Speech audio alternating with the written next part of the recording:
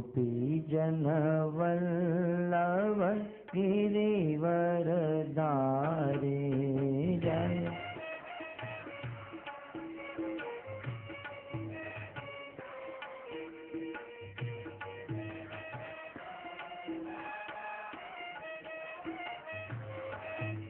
जय जय राधा माधव कुंज बिहारी। गोपी जन वल्लभ गिरिवर धारी।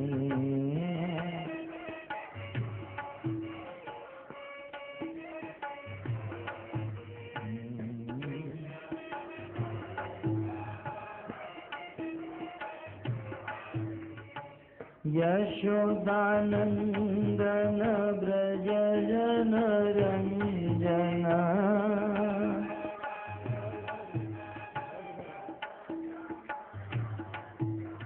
यशोदानंदन ब्रज जन रंजन।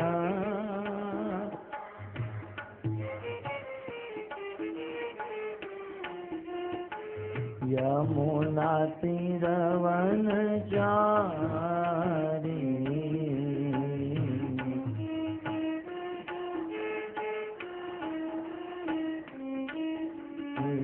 यमुना तीरवन चारी।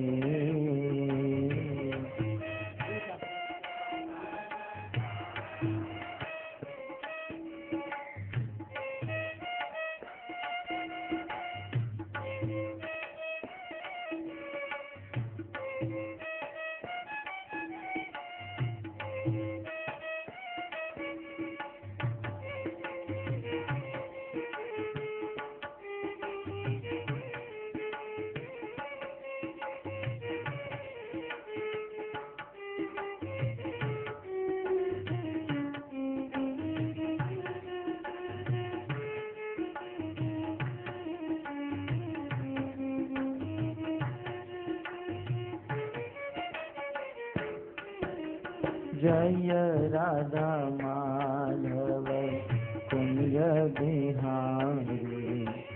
गोपी जन वल्लभ गिरिवर धारी। गाइए कुंज बिहारी गोपी जन।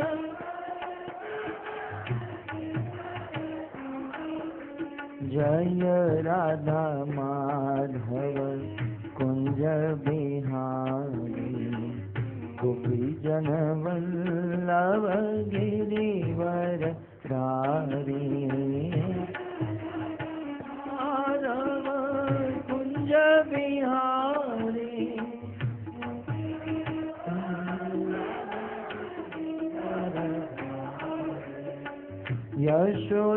यशोदानंदन ब्रज जन रंजन।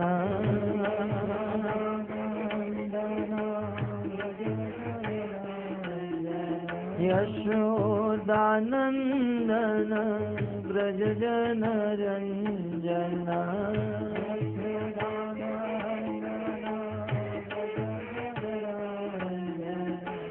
यमुना तीरवन चारी।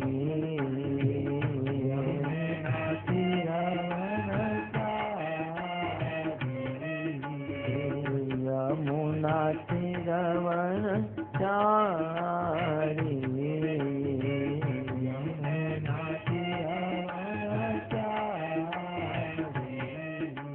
जय राधा माधव कुंज बिहारी। गोपी जन वल्लभ गिरिवर धारी। कुंज बिहारी।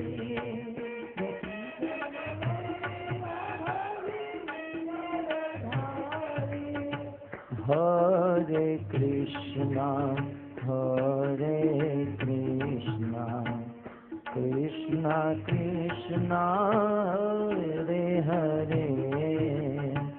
हरे Ram Ram Ram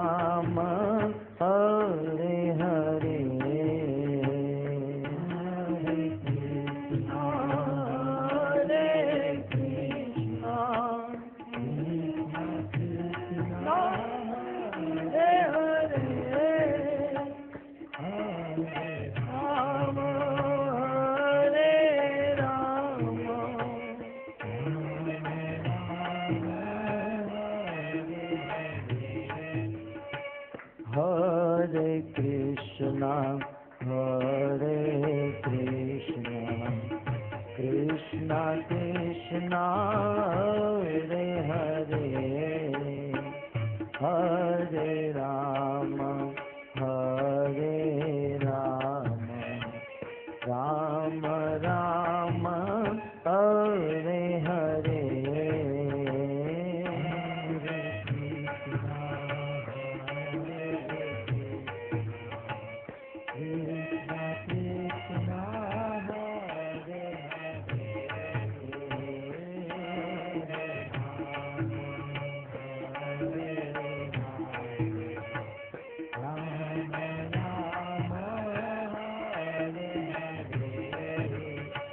Hare Krishna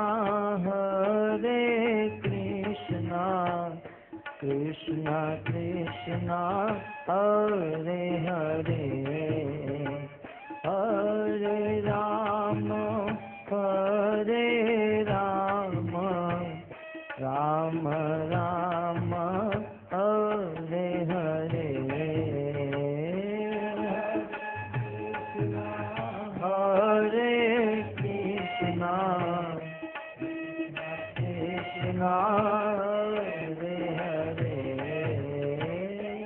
Hare Rama Rama Rama Hare Hare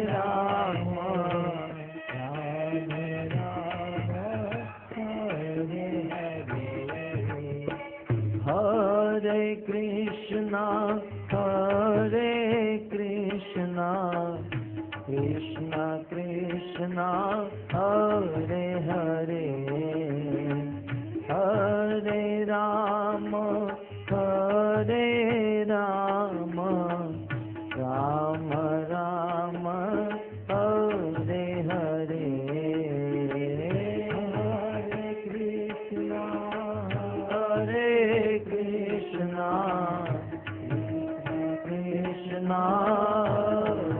Hare Hare Rama Rama Rama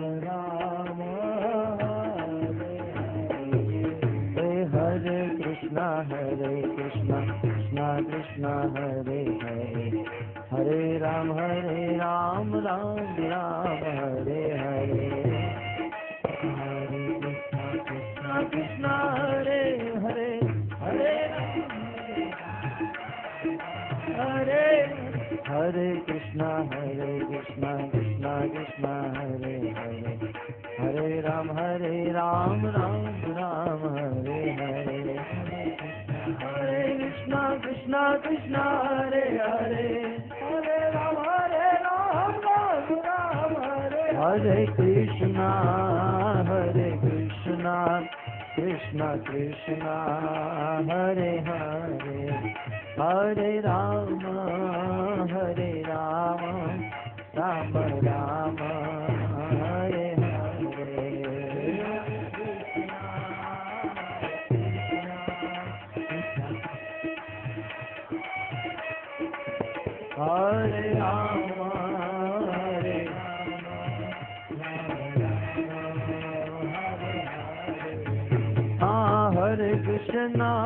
Hare Krishna Krishna Krishna Hare Hare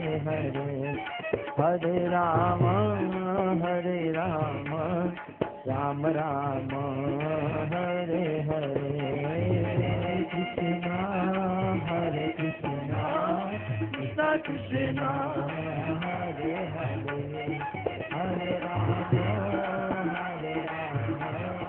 Rama Rama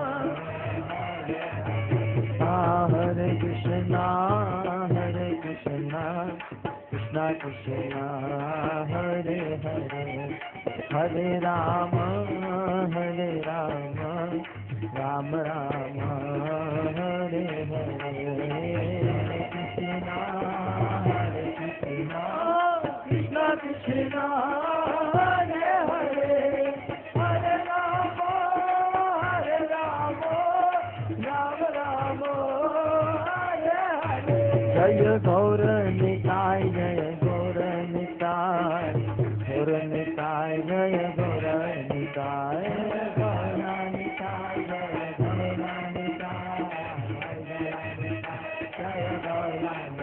जय गौर निताय जय गौर निताय गौर निताय जय गौर निताय गौर निताय जय गौर निताय गौर निताय जय गौर निताय जय जय प्रभुपाद प्रभुपाद प्रभुपाद प्रभुपाद प्रभुपाद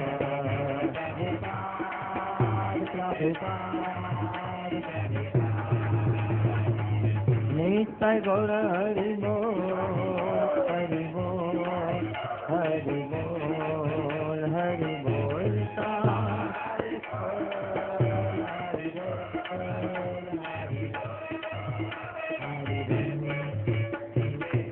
भुवन मंगल हरिनाम संकीर्तन की शशि गौर निताय की श्रील प्रभुपाद की निताय गौर प्रेमानंदे।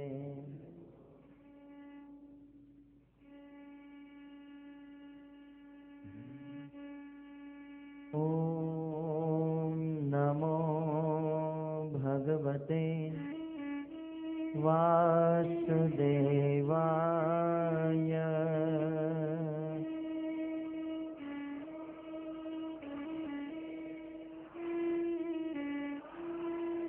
ओम नमो भगवते वासुदेवाय।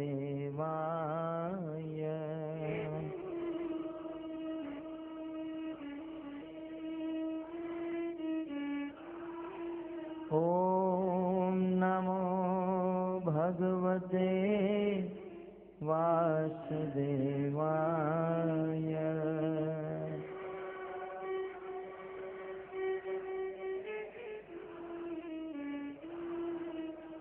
भोक्तारां यज्ञ तपसा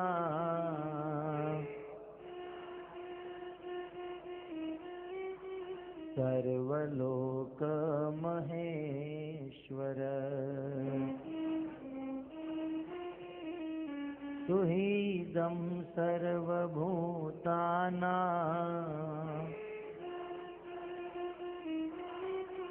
ज्ञात्वा मां शान्तिमृच्छति।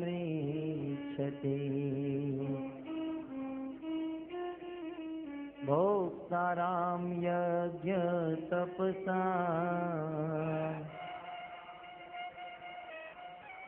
सर्वलोक महेश्वर सुहृदं सर्वभूतानां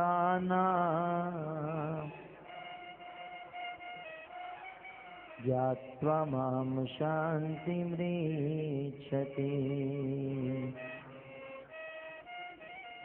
भोक्तारां यज्ञ तपसा सर्वलोक महेश्वर सुहृदं सर्वभूतानां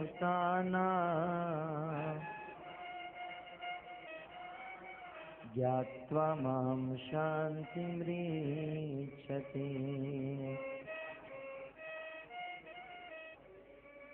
नमो विष्णुपादाय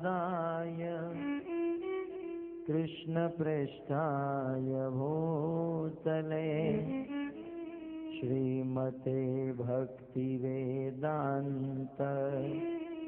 स्वामिन्निति नामिने। नमस्ते सरस्वते देवे गौरवाणी प्रचारिणे निर्विशेषः शून्यवादी पाश्चात्यदेशतारिणे।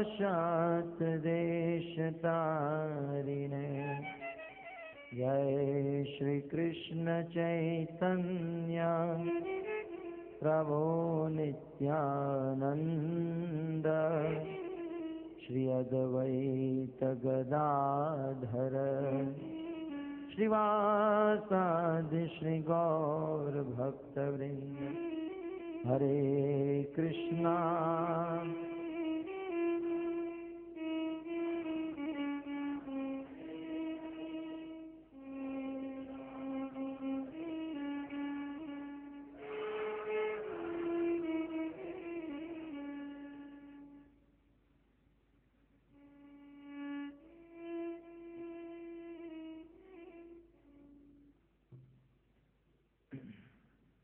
कृष्ण।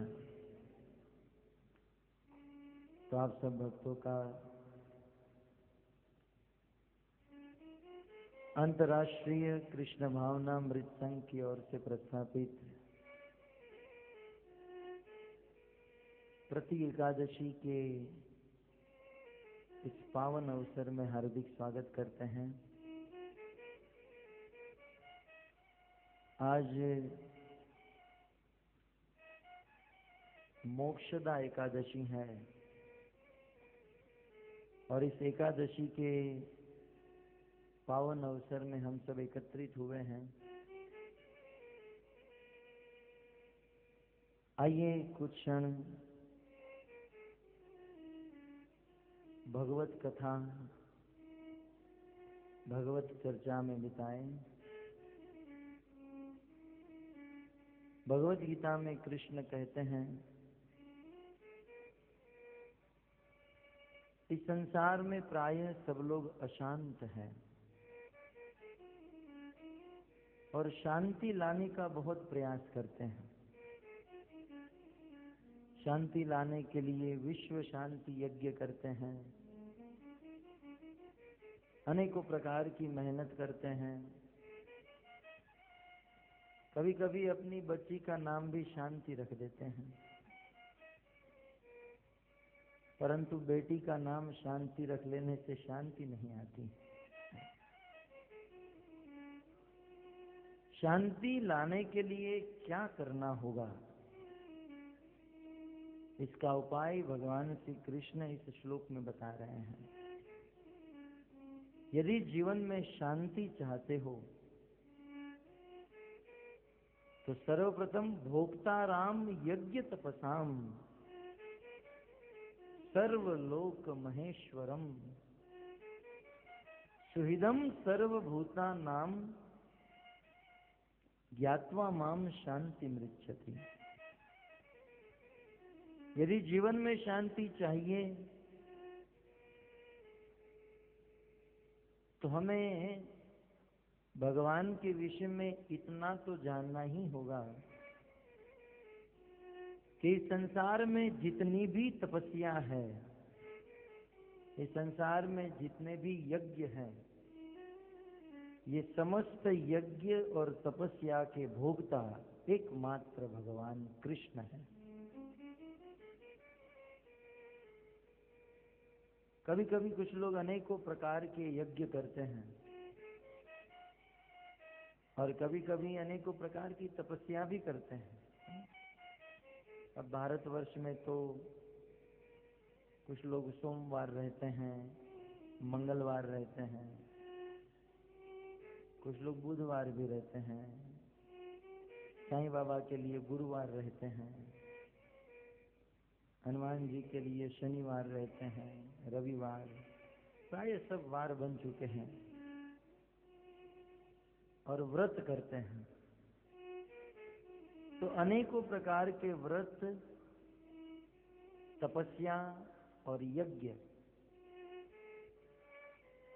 अन्य अन्य देवताओं के लिए, देवियों के लिए या किसी के लिए भी किया जाए, परंतु वह व्रत और तपस्या अंत में तो कृष्ण के पास ही जाती है। जैसे आप घर में वास्तु यज्ञ करो और उसमें अनेकों प्रकार की आहुति दी जाती है और फिर अंत में ब्राह्मण के द्वारा उच्चारण होता है कि ये सारी चीज विष्णु को समर्पित है। तो हम देवी देवताओं की उपासना करें, पितरों की उपासना करें या किसी की भी सेवा करें, परंतु अंत में वो भगवान की ही सेवा हो रही है।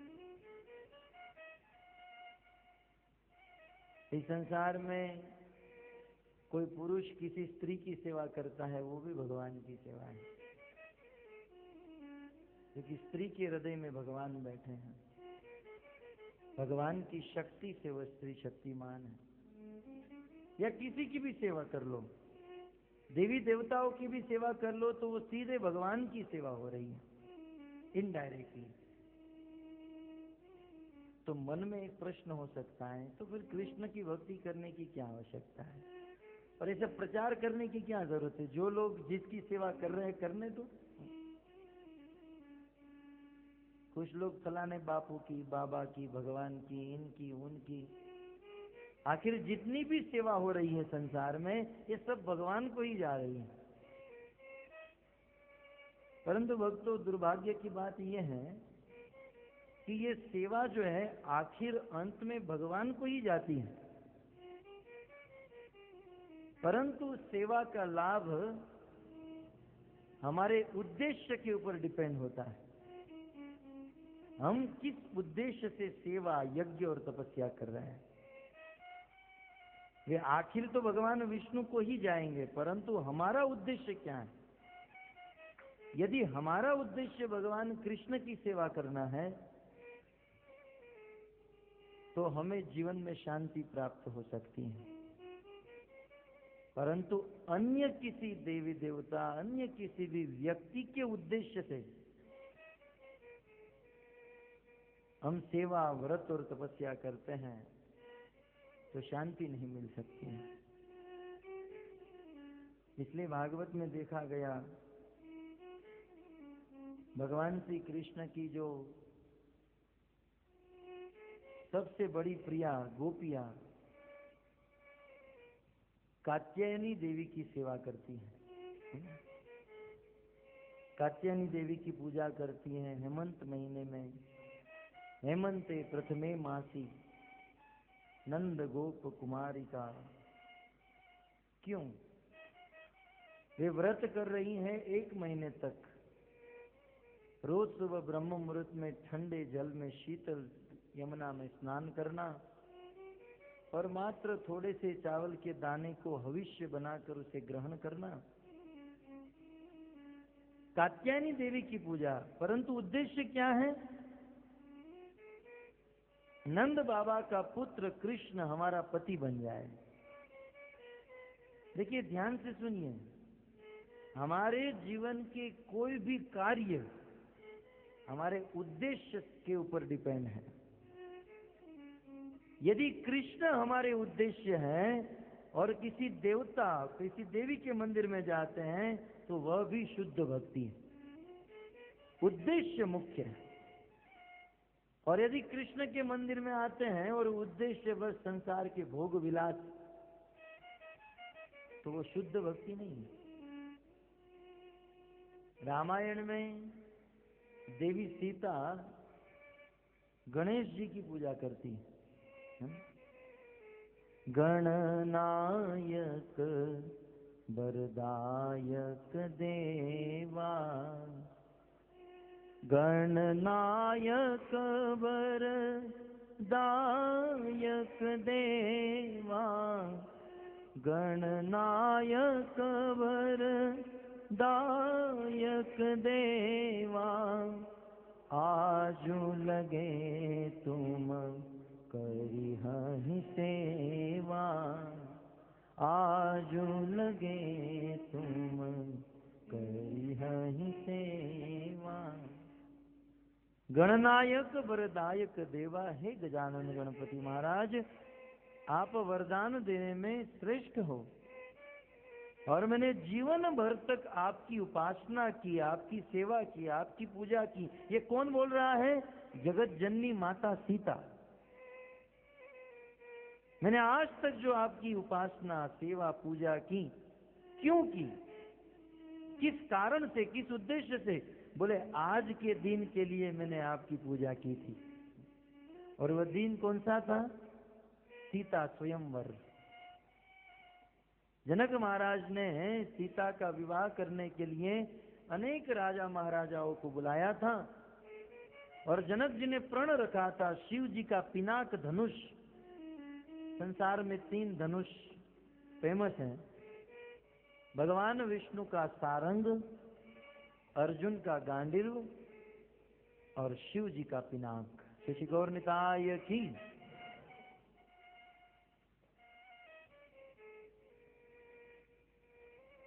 राजा जनक ने शर्त रखी थी, इस धनुष को कोई उठाकर इस पर पतंचा चढ़ा देगा, वह सीता के साथ विवाह करेगा। और सीता भगवान श्री रामचंद्र को एक दिन पहले अशोक वाटिका में देख चुकी थी, पुष्प वाटिका में। तब सीता के मन में ये इच्छा थी भगवान राम ही इस धनुष को उठाए। और राम जब धनुष को उठाने गए तब सीता गणेश जी को प्रार्थना करती हैं, हे गणेश जी आज तक आपकी पूजा की, सेवा की, इसका कारण ये राम मेरे पति बन जाए। बस हम भी देवी देवताओं के पास जा सकते हैं, प्रणाम कर सकते हैं, परंतु उद्देश्य क्या होना चाहिए? राम और कृष्ण हमारे प्रिय बन जाए, हम उनके भक्त हो जाए।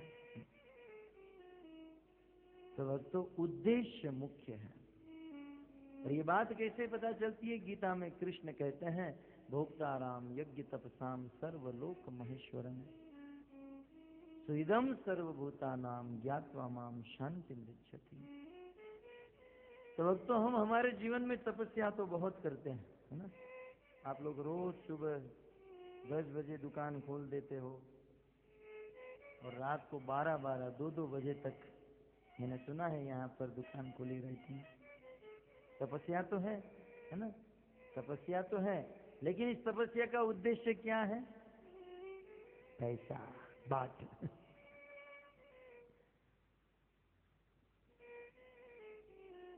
यहाँ पर बाट और हमारे महाराष्ट्र में वाट।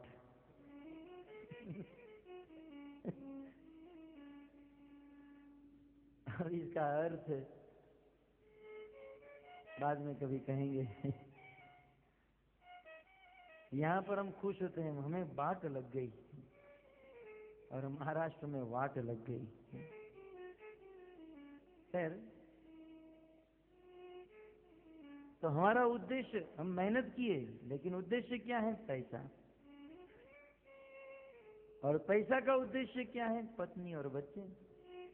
कृष्ण तो यहाँ पर दिखाई नहीं दे रहे हैं। कुछ लोग अन्य तपस्या करते हैं, कोई धार्मिक कार्य करते हैं, कोई अच्छा कार्य, कुछ लोग दान कर देते हैं। किसी ने दान किया, लेकिन दान का उद्देश्य क्या है? मेरा नाम बोर्ड पर आ जाए, लोग मुझे जानेंगे, आएंगे, मैं कोई बड़ा आदमी हूं। दान का उद्देश्य है नाम बन जाए, तो वह दान देने का कोई लाभ नहीं है। उद्देश्य मुख्य है, किस उद्देश्य से हम कार्य कर रहे हैं। शायद आप जानते हो, तो हिरण्याकश्यप ने प्रहलाद महाराज को पूछा, प्रहलाद बताओ इस संसार में सबसे अच्छा काम कौन सा है? हिरण्याकश्यप ने सोचा, मेरा बेटा बोलेगा कि कैसे राज्य चलाना, कैसे कर वसूली करना, मेरा बेटा ऐसा जवाब देगा। लेकिन ये तो बहुत बड़ा भक्त था। हिरण्याकश्यप ने पूछा, बेटा सबसे अच्छा काम तुझे कौन सा लगता है? बोले, सत्य कहो ना पिताजी, तो ये झंझट मारी छोड़ो और भगवान विष्णु की भक्ति करो। जानते हैं कैसे? श्रवणम कीर्तनम विष्णु स्मरणम पाद सेवनम अर्चनम वंदनम दास्यम साक्ष्यम आत्मनिवेदनम। ये तो श्लोक आप सब लोग जानते हैं, लेकिन इसके बाद वाला मुख्य श्लोक है, इति पुंसार पिता विष्णु भक्ति चेत नवलक्षणा क्रियत भगवत गद्दा तत्मन्ये अधित उत्तमम। ये जो नवधा भक्ति है, इति पुंसार पिता विष्णु, कृष्ण को उद्देश्य बनाकर, कृष्ण के लिए और कृष्ण को अर्पित करके यह नवधा भक्ति करना, ये सबसे बड़ा कार्य है। अतः हमारे जीवन में हम जो कार्य कर रहे हैं वो किस उद्देश्य से कर रहे हैं, कार्य कैसा कर रहे हैं, ये बहुत महत्वपूर्ण चीज नहीं है। कार्य का उद्देश्य क्या है? हमारे भारत में, दक्षिण भारत में भगवान श्री विष्णु का एक बहुत बड़ा मंदिर बना, मामा और भांजे ने मिलकर चोरी करके मंदिर बनाया। कार्य बहुत ठीक नहीं था, चोरी किया। अब देखो फुकेट में ये दिन न आ जाए, आप लोग थोड़ा ध्यान रखिएगा। तो दक्षिण भारत में मामा भांजे ने मिलकर चोरी की और बहुत बड़ा ऐतिहासिक मंदिर का निर्माण किया। कार्य ठीक नहीं है, चोरी किया, लेकिन उद्देश्य क्या था? भगवान का मंदिर। उसमें से एक पैसा भी अपने लिए खर्च नहीं किया, उसका उद्देश्य भगवान का मंदिर था, तो चोरी करना भी भक्ति हो गया। देखिए, मैं आपको चोरी करना नहीं सिखा रहा हूं कि आप चोरी कर कर के लाइए, मैं एक उद्देश्य की बात बता रहा हूं। कल आपने सुना वसुदेव जी ने झूठ बोला। वसुदेव जी ने झूठ बोला, लेकिन उद्देश्य क्या था? कृष्ण। इसलिए उनका झूठ भी परम सत्य हो गया। और पितामह भीष्म ने झूठ नहीं बोला, अपनी प्रतिज्ञा पे अड़ग रहे, लेकिन उसका उद्देश्य क्या था? अपना नाम है? कृष्ण उनका उद्देश्य नहीं था, और इसीलिए पितामह भीष्म को मरना पड़ा। इस संसार में कोई कितना भी बड़ा आदमी हो, धनवान हो, सोफिस्टिकेटेड हो, परंतु यदि उसका उद्देश्य गलत है तो वो सबसे निम्न है, नीच है। अतः हमारा उद्देश्य मुख्य होना चाहिए। तो हम भी हमारे जीवन में तपस्या करते हैं, काम करते हैं, मेहनत करते हैं, लेकिन उन सब तपस्या का उद्देश्य भगवान कृष्ण होने चाहिए। यदि हमारे जीवन के सारे कार्य के उद्देश्य कृष्ण हो गए तो हमारे जीवन में शांति आ जाएगी। जीवन के कोई भी कार्य, जीवन का कोई भी व्रत, नियम, यम, तपस्या यदि कृष्ण के उद्देश्य से किया जाए तो वास्तविक शांति मिल सकती है। आप हृदय पर हाथ रख कर कहिए, आप इतनी तपस्या, इतनी मेहनत कर रहे हो, क्या आपके जीवन में शांति है? नहीं है, क्योंकि ये सब संसार के किसी लोगों के लिए, व्यक्ति के लिए हो रहा है, कृष्ण के लिए नहीं होना।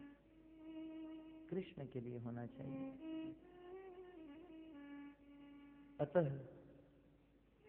जीवन के सारे कार्य कृष्ण के लिए करें। और आज एकादशी है, हम लोग अनेकों व्रत भी रहते हैं, परंतु उस व्रत का उद्देश्य भी कृष्ण ही होना चाहिए। वैसे तो हमारी संस्कृति में अनेक व्रत हैं,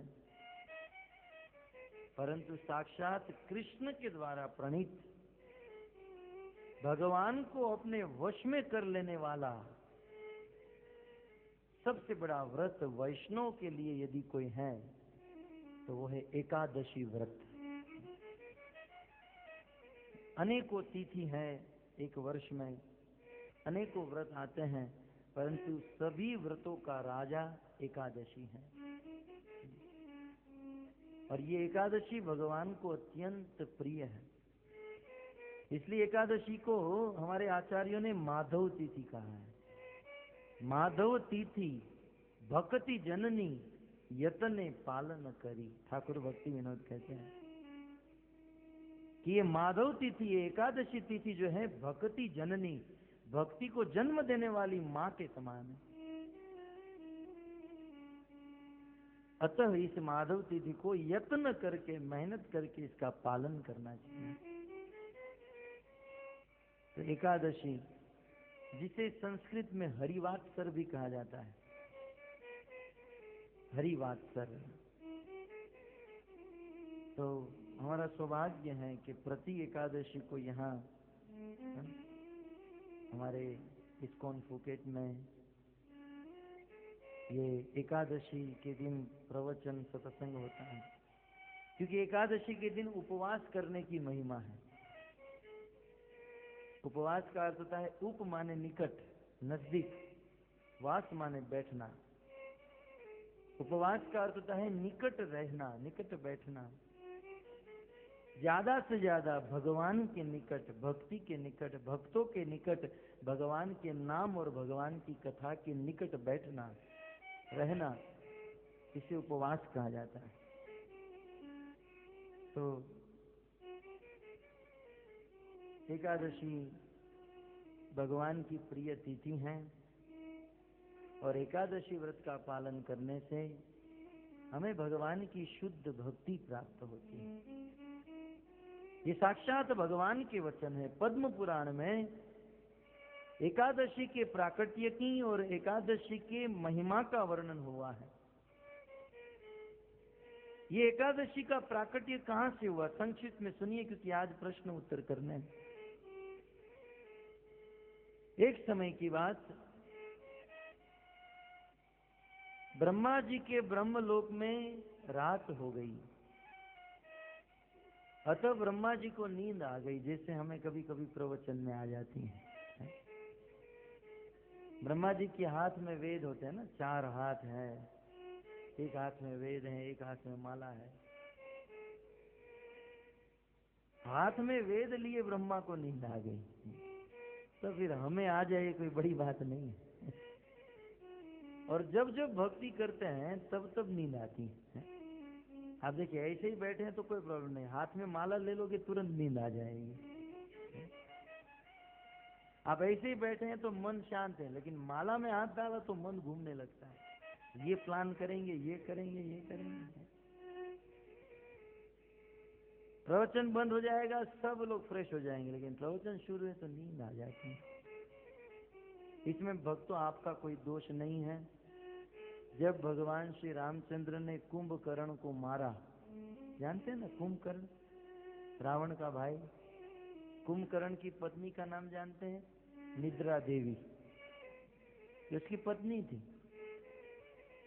जब भगवान राम ने कुंभकर्ण को मार डाला तो कुंभकर्ण की पत्नी क्रोधित होकर आई, बोले आपने मेरे पति को मार डाला? जी। अच्छा, आप मुझे ये बताइए कि आपके भक्त आपके धाम में कैसे जा सकते हैं? भगवान ने कहा श्रवणम कीर्तनम विष्णु स्मरणम। मेरी कथा जब कोई मेरा भक्त सुनता है तो तुरंत मेरे धाम को प्राप्त कर लेता है। अब मैं समझ गई। अब देखो, आज से मेरा और आपका जंग शुरू। अब कभी भी आपका भक्त आपकी कथा बैठने सुनने बैठेगा, मैं उसके मस्तक पर जाकर बैठ जाऊंगी। मैं आपके भक्त को कभी कथा नहीं सुनने दूंगी। अब बताइए, कुंभकर्ण की पत्नी को कोई हरा सकता है? इसलिए उस दिन से लेकर आज तक जब जब कोई भक्त कथा सुनने बैठता है तो निद्रा देवी आ ही जाती है, निद्रा आ जाती है।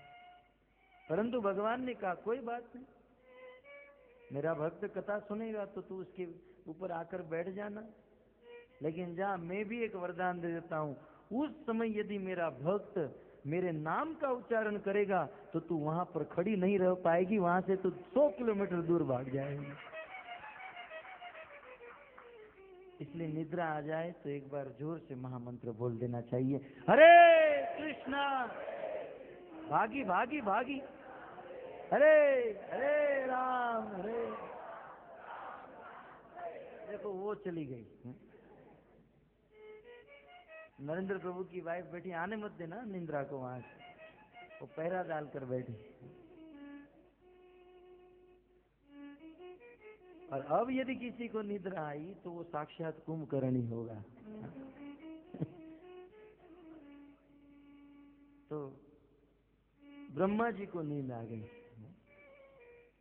अब यही कथा में कहां से कहां चले जाते हैं। ब्रह्मा जी को नींद आई तो झपकी आने लगी। झपकी जानते ना, निद्रा के पहले एक अवस्था होती है, उसे तंद्रा कहते हैं, है ना, जो प्रायः माला जपते समय आ जाती है। हरे कृष्ण।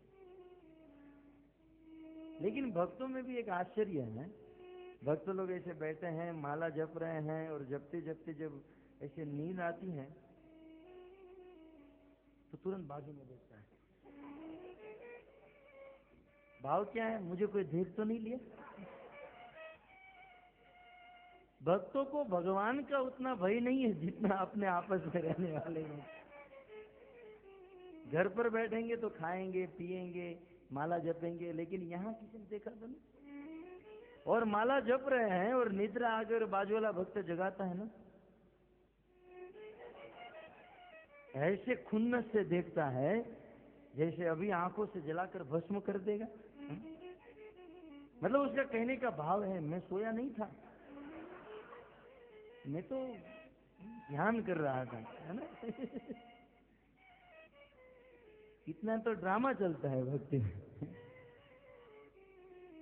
परंतु निद्रा के ऊपर वश, इसलिए चैतन्य महाप्रभु ने कहा जीव जागो, जीव जागो, गोरा चांद बोले, कत निद्रा जावो माया, पिशाचीर कोले।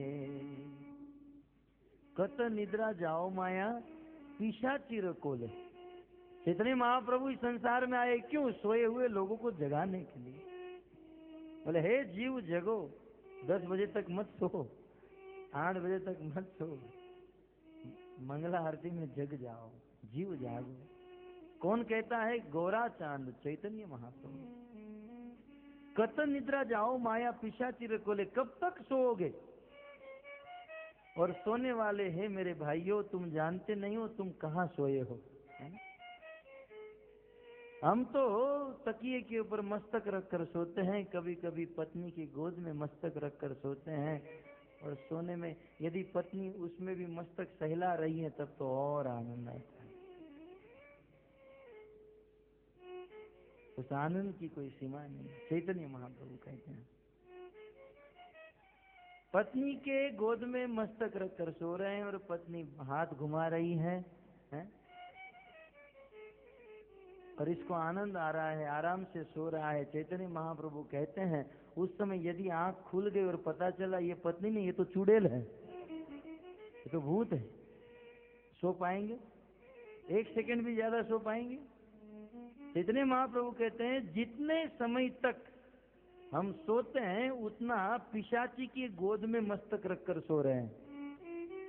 वो पिशाची, वो चुड़ैल, पत्नी को चुड़ैल नहीं कह रहे हैं, वो निद्रा को चुड़ैल कह रहे हैं। वो चुड़ैल रूपी निद्रा हमारे जीवन के अमूल्य समय को हर लेती है। अतः निद्रा के वश में मत हो जाओ, क्योंकि निद्रा के वश में हो गए तो संसार का वास्तविक धन हम खो जाएंगे। जो सोवत है वो खोवत है, और जो जागत है वो पावत है। जो सो गया उन्होंने सारा सब कुछ खो दिया। अतः निद्रा को वश में ब्रह्मा को नींद आ गई, और ब्रह्मा जी को नींद आने से कुछ कुछ लोगों को इतनी निद्रा आ जाती है हाथ से माला भी सरक जाती है। ब्रह्मा जी को निद्रा आ गई, ब्रह्मा जी के हाथ से वेद सरक गए, और उस समय हयग्रीव नाम का एक दैत्य, एक असुर वहां पर आया और ब्रह्मा जी के हाथों से वेद चुरा कर भाग गया। अभी असुर भी ऐसे ही होते हैं, जन्मजात स्वभाव होता है दूसरों को परेशान करना। हालांकि उसको वेद पढ़ना नहीं था।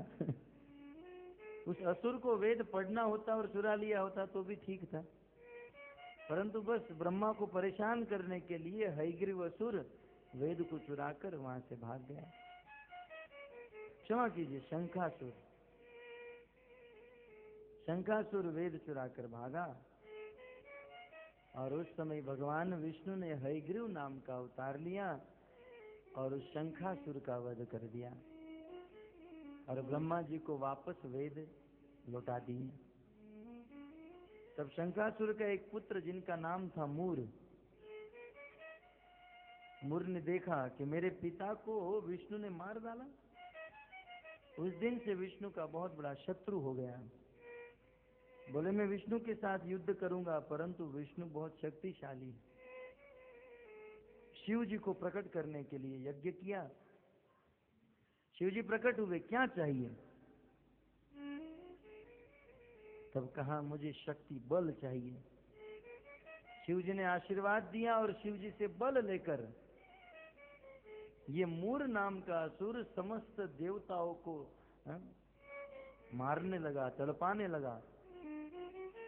सभी देवता भगवान विष्णु के पास गए, प्रभु ये मूर नाम का असुर शिवजी से वरदान लेकर शक्तिमान बनकर हमारे साथ युद्ध कर रहा है, समस्त देवताओं को मारते जा रहा है, आप आइए और उनका वध कीजिए।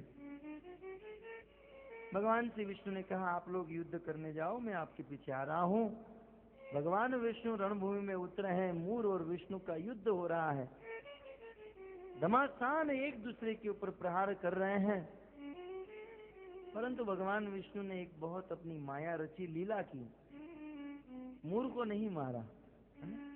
कभी कभी बाप और बेटे झगड़ते हैं, आपस में लड़ते हैं,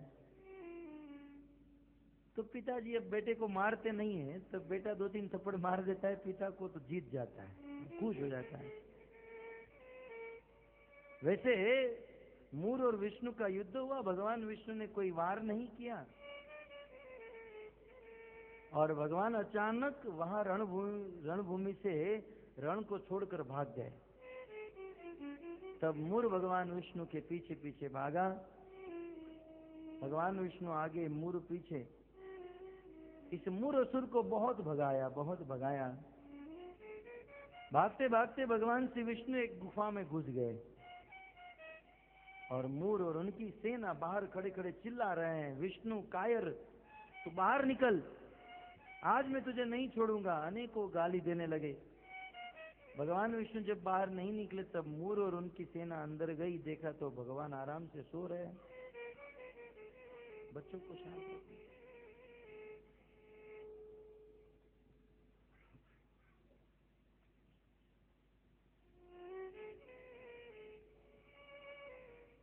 सो गए। मूर को और क्रोध आया कि बच्चों को कोई समझाने वाला नहीं है।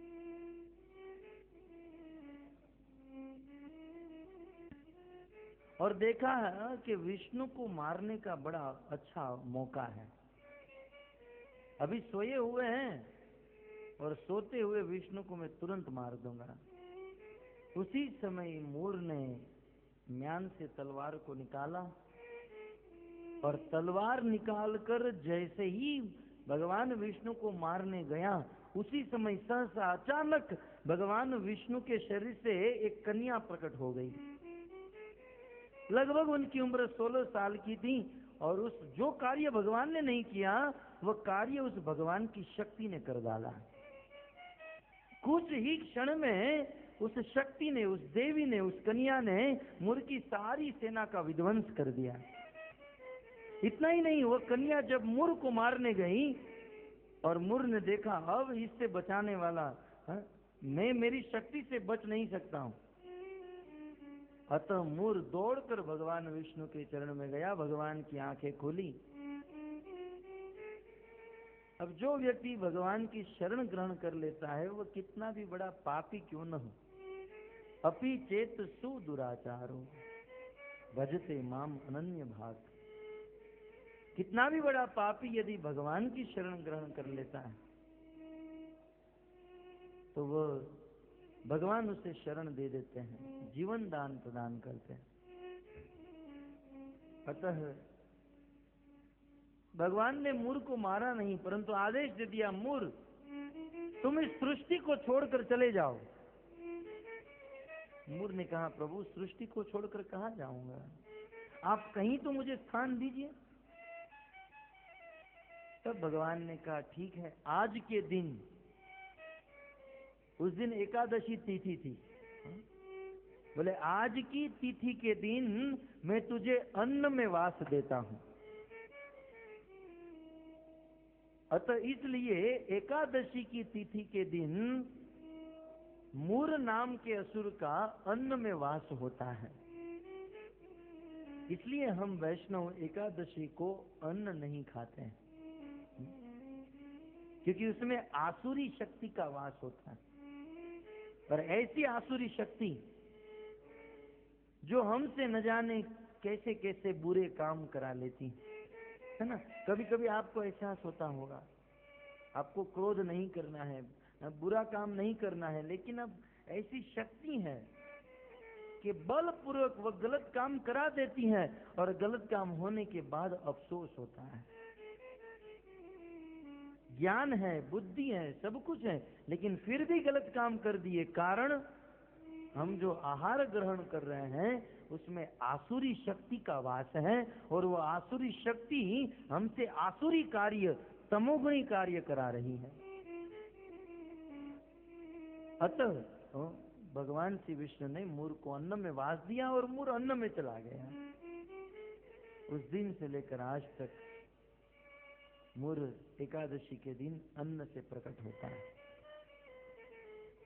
और जो एकादशी के दिन अन्न खाते हैं वो मूर जैसे ही माने जाते हैं।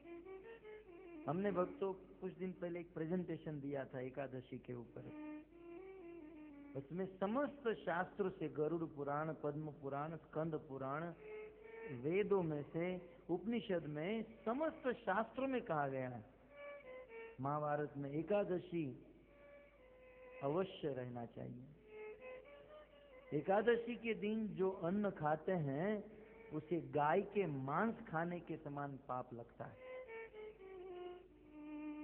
अतः एकादशी के दिन अन्न वर्जित। वह मूर तो चला गया, और भगवान ने देखा कि ये मेरी शक्ति, ये कन्या उत्पन्न हो गई। मानो भगवान ने पूछा तुम कौन हो? तब उस कन्या ने उत्तर दिया, मैं एक दासी हूं। तो कुछ संत कहते हैं कि कन्या ने कहा मैं एक दासी हूं, इतना कहने पर भगवान ने नामकरण कर दिया एकादशी। अथवा उस कन्या का जन्म एकादशी तिथि के दिन हुआ, इसलिए उनका नामकरण भगवान ने कर दिया एकादशी। परंतु भगवान ने बहुत सुंदर बात कही कि हे देवी एकादशी, तुमने मेरा बहुत अच्छा काम किया है, अतः मैं तुम्हें वरदान देता हूं, न भूतो न भविष्यति। आज तक ऐसा वरदान मैंने किसी को नहीं दिया, न दूंगा। क्या वरदान दिया? बोले महीने में 2 और साल में 24। एक साल में 24 एकादशी का पालन यदि कोई भक्त करता है तो उसे सुदुर्लभ, अत्यंत दुर्लभ उस एकादशी व्रत का पालन करने वाले व्यक्ति को मेरी शुद्ध भक्ति प्राप्त हो जाती है। माधव तिथि भक्ति जननी, शुद्ध भक्ति। जिस शुद्ध भक्ति के विषय में रूप गोस्वामी भक्तिसामृत सिंधु में कहते हैं सुदुर्लभा, जो अत्यंत दुर्लभ है। इस संसार में सब कुछ सुलभ है, परंतु भक्ति कितनी दुर्लभ। यहाँ हम लोग कुछ दिन से आए हैं फुकेट में, सब देख रहे हैं, सब कुछ उपलब्ध है, लेकिन भक्ति बहुत कम उपलब्ध है। बहुत कम लोग हैं। केवल यहाँ नहीं, पूरी दुनिया में कितने लोग हैं, परंतु भक्ति करने वाले बहुत कम। क्योंकि ये भक्ति करना सबके बस की बात नहीं है। भक्ति करना, इस संसार में सब लोग माया की दिशा में दौड़ रहे हैं, है ना। जिस दिशा की हवा होती है उस दिशा की ओर चलना बहुत आसान होता है, लेकिन हवा से विरुद्ध चलना बड़ा मुश्किल होता है। भक्ति करना अर्थात दुनिया के लोगों से और इस दुनिया के प्रभाव से विरुद्ध चलने के समान। अतः भक्ति अत्यंत दुर्लभ है, परंतु ऐसी दुर्लभ, सुदुर्लभ भक्ति भी एकादशी व्रत का पालन करने से आसानी से प्राप्त हो जाती है। अतः हम सभी भक्तों को चाहिए सिंसियर बनकर एकादशी व्रत का पालन करें। एकादशी जो है वो दशम की रात को 12 बजे से प्रारंभ हो जाती है। जैसे आज एकादशी है तो कल रात को 12 बजे से शुरू हो गई, तो दशम की रात को 12 बजे, दशमी की 12 बजे, और एकादशी का पूरा दिन, और द्वादशी को सुबह वैष्णव के द्वारा निर्धारित जो समय दिया जाता है उस समय के बीच में एकादशी को तोड़ना अथवा द्वादशी का पारण कर लेना चाहिए, तब जाकर एकादशी का पूर्ण फल प्राप्त होता है। जितनी महिमा एकादशी के हैं उतनी ही महिमा द्वादशी के पारण की। और ये भागवत के नवम स्कंद में अम्बरीश दुर्वासा के प्रसंग में आप जान सकते हैं द्वादशी के पारण की महिमा। और एकादशी के दिन ज्यादा से ज्यादा तपस्या करनी चाहिए। हमारे इस्कॉन में एकादशी के दिन 25 माला जप करने का व्रत है, कम से कम मिनिमम 25 राउंड, और मैक्सिमम कितना भी कर सकते हैं। ज्यादा से ज्यादा भगवत कथा सुननी चाहिए, भगवान का नाम लेना चाहिए, और अन्न से वर्जित है ना? ऐसे तो शास्त्र में लिखा है एकादशी के दिन निर्जला करनी चाहिए। निर्जल माने नीर, पानी जल लिए बिना भूखे रहकर एकादशी व्रत का पालन करना चाहिए। निर्जला नहीं कर सकते हैं तो सजला कर लेनी चाहिए, पानी पीकर। और सजला नहीं कर सकते तो सफला कीजिए, मात्र फल खाकर एकादशी व्रत का पालन कीजिए। और सफला भी नहीं कर सकते हैं तो फराल खाकर कर लीजिए, लेकिन कीजिए। जितना खाना है उतना खाइए, लेकिन एकादशी का पालन कीजिए, अन्न मत खाइए। और आज तो प्रभुपाद की कृपा से एकादशी के दिन तो आप गाजर का हलवा, दूधी का हलवा, आलू की सब्जी, अब तो पूरी रोटी भी बन आ गई है, आटा एकादशी के दिन। एकादशी का पिज्जा भी बन चुका है? एकादशी के दिन खीर है? अन्य दिनों में इतना प्रसाद नहीं मिलता है जितना एकादशी के दिन मिलता है। हम मुंबई में रहते हैं, गांव से हमारे दादाजी आए, वो लोग एकादशी नहीं रहते लेकिन हम लोग रहते थे। तो आए तो एकादशी पड़ी, तो एकादशी के दिन ये सब बनाया हमारी माता जी ने, गाजर का हलवा, दूधी का हलवा, ये वो। और रोज क्या बनता है? रोटी सब्जी दाल भात। और एकादशी के दिन तो इतने सारे व्यंजन। तो उन्होंने एकादशी व्रत का पालन किया, दूसरे दिन कहा मुझे आज भी एकादशी रहना है। तो वैष्णव के लिए तो नो प्रॉब्लम, खा सकते हैं। उद्देश्य क्या है? भजन करना। कुछ लोग भूखे रहते हैं, तपस्या करते हैं, इस सोफे से इस सोफे पर आ जाते हैं, कभी यहाँ से उस बेड पर। क्या हुआ? बोले निर्जला है। कुछ लोग टीवी चालू करके मैच देखते हैं, क्रिकेट फुटबॉल देखते हैं, क्या हुआ? बोले निर्जला है, टाइम पास कर रहा हूँ, समय नहीं जा रहा है। कुछ लोग मेनू बनाते हैं, बोले क्या करो आज खाया नहीं, कल पानी पूरी, पिज्जा, बर्गर। तो ये कोई लाभ नहीं। तपस्या करने का भाव क्या है? कम से कम समय हमारे भौतिक कार्य में बिताए और ज्यादा से ज्यादा समय भगवान की भक्ति के कार्य करें। यह है एकादशी का वास्तविक।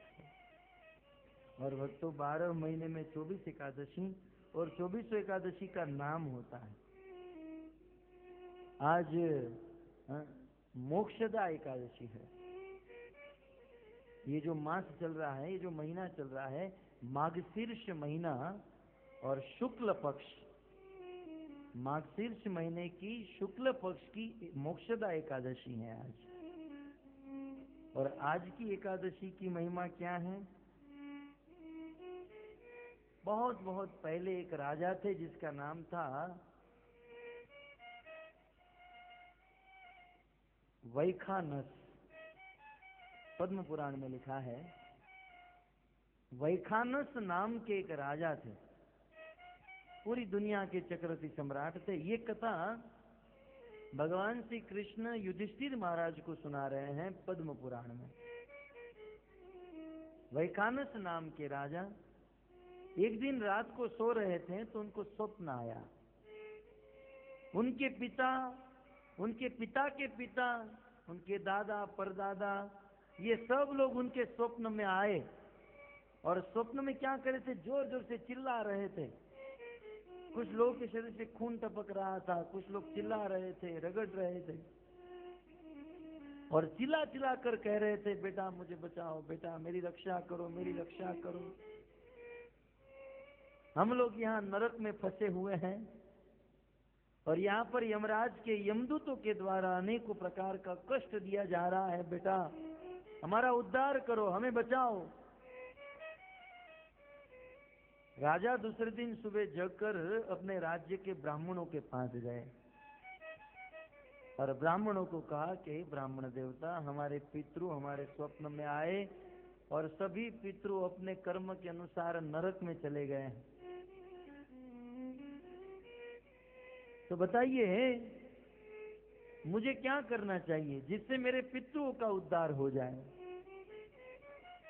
ब्राह्मणों ने कहा इसका उत्तर हमारे पास नहीं, बाजू में ही एक बहुत बड़े ऋषि मुनि है जिसका नाम है पर्वत ऋषि, पर्वत मुनि। आप पर्वत मुनि के पास जाइए और इसका उत्तर लीजिए। राजा वैखानस पर्वत मुनि के पास गए और सारी घटना बताई। हमारे पितृ नड़ रहे हैं, पितरों के कारण हम लोग भी दुखी हैं। ऐसा होता है हमारे जीवन में, दुख पितरों के द्वारा भी आता है, पितृ भी नड़ते हैं। तो बोले हमारे पितर दुखी हैं, हमारे पितर नरक में हैं, मैं मेरे पितरों का उद्धार करने के लिए क्या कर सकता हूं, कोई उपाय बताइए। तब पर्वत मुनि ने कहा कि आने वाले माघशीर्ष महीने की शुक्ल पक्ष में मोक्षा एकादशी आ रही है। मोक्षा भी नाम है और मोक्षदा भी नाम है। तो उस मोक्षदा एकादशी के दिन तुम उपवास करो और मोक्षदा एकादशी के दिन मतलब आज के दिन, आज मोक्षदा एकादशी है, बोले आज मोक्षदा एकादशी के दिन उपवास करो और उपवास करने का फल अपने पितरों को अर्पण कर दो, सबका उद्धार हो जाएगा। तो जैसे ही एकादशी निकट आई, उन्होंने बड़े ध्यान से, बड़े सतर्क होकर इस मोक्षदा एकादशी का पालन किया। और दूसरे दिन एकादशी का पालन करने के बाद जब पारण करने बैठे और पारण का जल जब उन्होंने ग्रहण किया, पारण का जल ग्रहण करते ही उनके जितने भी पितर थे, उनके पिता, पिता के पिता, ये सारे पितर नरक लोक से बाहर आ गए और नरक लोक से वैकुंठ में जाने के लिए प्रयाण कर दिए। और जब जा रहे थे तो पुष्प की वृष्टि करने लगे और जोर जोर से जयकार करने लगे, वाह बेटा, आज तेरी कृपा से, तेरे इस कार्य से, तेरे इस व्रत से हम सब का उद्धार हो गया। और इतना बोलकर उनके जो पितर थे नरक को छोड़कर स्वर्ग में चले गए।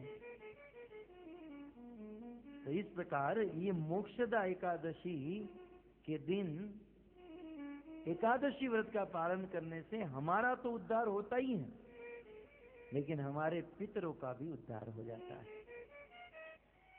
तो ये है आज की एकादशी की महिमा। और अंत में भगवान श्री कृष्ण कहते हैं कि आज मोक्षदा एकादशी के दिन जो व्यक्ति इस कथा को सुनता है तो उसे वाजपेयी यज्ञ करने का फल प्राप्त हो जाता है। अब आप लोग क्या यज्ञ करोगे, ब्राह्मण को बुलाओगे, होम हवन करोगे, हमने कुछ दिन पहले किया था। बहुत मुश्किल है यज्ञ करना है, पहले तो पैसे खर्च करने पड़ते हैं और अच्छा ब्राह्मण ढूंढना पड़ता है, क्योंकि ब्राह्मण भी आज ब्राह्मण नहीं रहे। शुद्ध ब्राह्मण, शुद्ध मंत्र, शुद्ध घी कहाँ से लाओगे? यहाँ तो जर्सी के अलावा कुछ दिखाई नहीं दे रहा है। देसी गाय का घी होना चाहिए, शुद्ध मध, पंचगव्य, असंभव है। लेकिन मोक्षदा एकादशी के दिन कृष्ण युधिष्ठिर महाराज से कहते हैं, यदि कोई इस कथा को सुन लेता है जो आपने अभी सुनी, तो उसे वाजपेयी यज्ञ करने का फल प्राप्त हो जाता है। हरे कृष्णा हरे कृष्णा।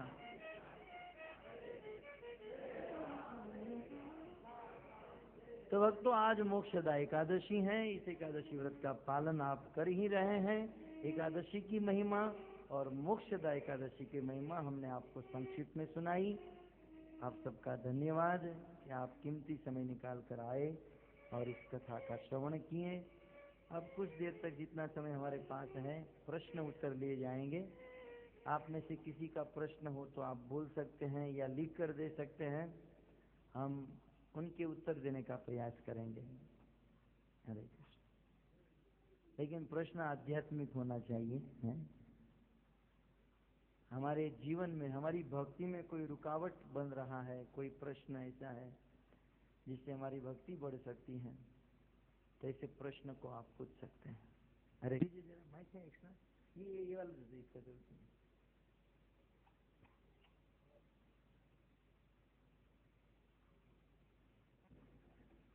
कुछ लोग अपने दुकान ऑफिस के मालिक के इशारे से नाचते हैं, है ना? नाचते सब लोग हैं, लेकिन सिद्धांत ये है, यदि कोई व्यक्ति भगवान के सामने नाच लेता है तो फिर उसे माया के सामने नाचना नहीं पड़ता है। और ये परंपरा चैतन्य महाप्रभु ने प्रारंभ की। चैतन्य महाप्रभु ने स्वयं सिखाया कि जब हम भगवान का नाम गाते हैं तो प्रसन्न होकर नाचते हुए, ऐसे नहीं किसी शमशान यात्रा में गए हैं, राम नाम सत्य है, राम नाम, मरते हुए नहीं गाना चाहिए, उत्साह से गाना चाहिए, उल्लास से गाना चाहिए, तो इससे भगवान प्रसन्न होते हैं। यह साक्षात महाप्रभु भी जब झारखंड के जंगलों से भगवान का नाम लेते हुए जाते थे तो नाचने लगते थे। और कभी कभी तो हमारे इस्कॉन के भक्त नाचते हैं तो संसार के लोग कहते हैं ये पागल हो गए, ये मूर्ख हो गए। परंतु किसी संत ने कहा है कि भगवान के धाम में जाने के लिए एक सर्टिफिकेट चाहिए, है ना? आपको एक देश से दूसरे देश में जाने के लिए पासपोर्ट वीजा चाहिए, ऐसे भगवान के धाम में जाने के लिए सर्टिफिकेट चाहिए। और ये सर्टिफिकेट कौन देगा? संसार के लोग। और वो सर्टिफिकेट क्या है? पागल का सर्टिफिकेट। जब तक संसार के लोग भक्त को पागल नहीं कह देंगे तब तक हम लोग भगवान के धाम में नहीं जा सकते हैं। जैसे भगवान के नाम में पागल हुई मीराबाई, है ना? भक्त प्रहलाद, उनके विषय में आया है कि भगवान का नाम नाचते थे, गाते थे, आंखों से अश्रुधारा, कभी हंसते थे, कभी रोते थे, क्वचित हंसती क्वचित रुदती। तो जब तक भगवान की भक्ति में, भगवान के नाम में पागल नहीं हो जाएंगे, मदमस्त नहीं हो जाएंगे, तब तक संसार के लोग जब तक कह नहीं देंगे कि ये पागल है, तब तक भगवान का नाम नहीं मिलेगा। और भगवान का नाम गा रहे हैं, नाच रहे, किसी ने कह दिया पागल है, तब और नाचना चाहिए, सर्टिफिकेट मिल गया है।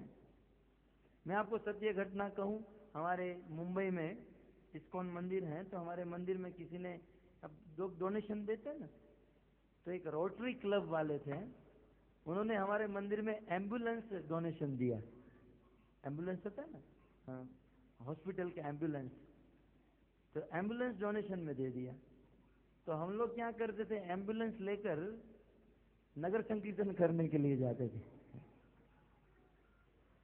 तो एक बार सब लोग एम्बुलेंस में बैठे और नगर संकीर्तन करने के लिए एक हाईफाई एरिया में गए, जहां पर किसी को पता ही नहीं था इस्कॉन क्या है, नगर संकीर्तन क्या है। तो सभी भक्त, अब भक्त लोग जब कीर्तन करते थे एकदम उत्साह आ जाता है, तो सब लोग फास्ट कीर्तन कर रहे थे, हरे कृष्णा हरे कृष्णा। तो उसमें किसी भक्त ने कहा चलो हमारा स्थान आ गया, उतर कर कीर्तन करो। तो एम्बुलेंस आगे, किसी ने एम्बुलेंस का दरवाजा खोला और सारे भक्त एक साथ उतरे और नाचने लगे, कीर्तन करने लगे। तो किसी ने पुलिस को फोन किया कि एक एम्बुलेंस पागल खाने से आई लगती है, जेन्युइन लोग नहीं है, ऐसा लगता है पागल खाने के कुछ मरीज एक हॉस्पिटल से दूसरी हॉस्पिटल में जा रहे थे लेकिन रास्ते में ही उतर गए। तो आप लोग जल्दी आइए और इन पागलों को जल्दी एकत्रित कीजिए और वापस हॉस्पिटल में जमा कराइए। तो कहने का तात्पर्य यह है कि जब तक संसार के लोग पागल नहीं कह देते हैं तब तक भगवान का नाम नहीं मिलता है। इसलिए भगवान के सामने उन्मुक्त भाव से नाचना। हम लोग तो नाचते हैं तो देखते हैं बाजू वाला क्या देख रहा है, क्या सोच रहा है। दूसरों के लिए, किसी व्यक्ति के लिए नहीं, कृष्ण के लिए नाचना है, तब कृष्ण प्रसन्न होते हैं। ठीक है प्रभु जी, और कोई प्रश्न है?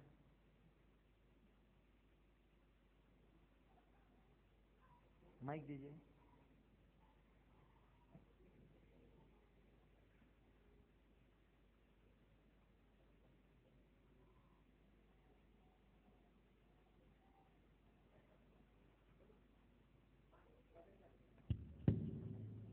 हरे कृष्ण।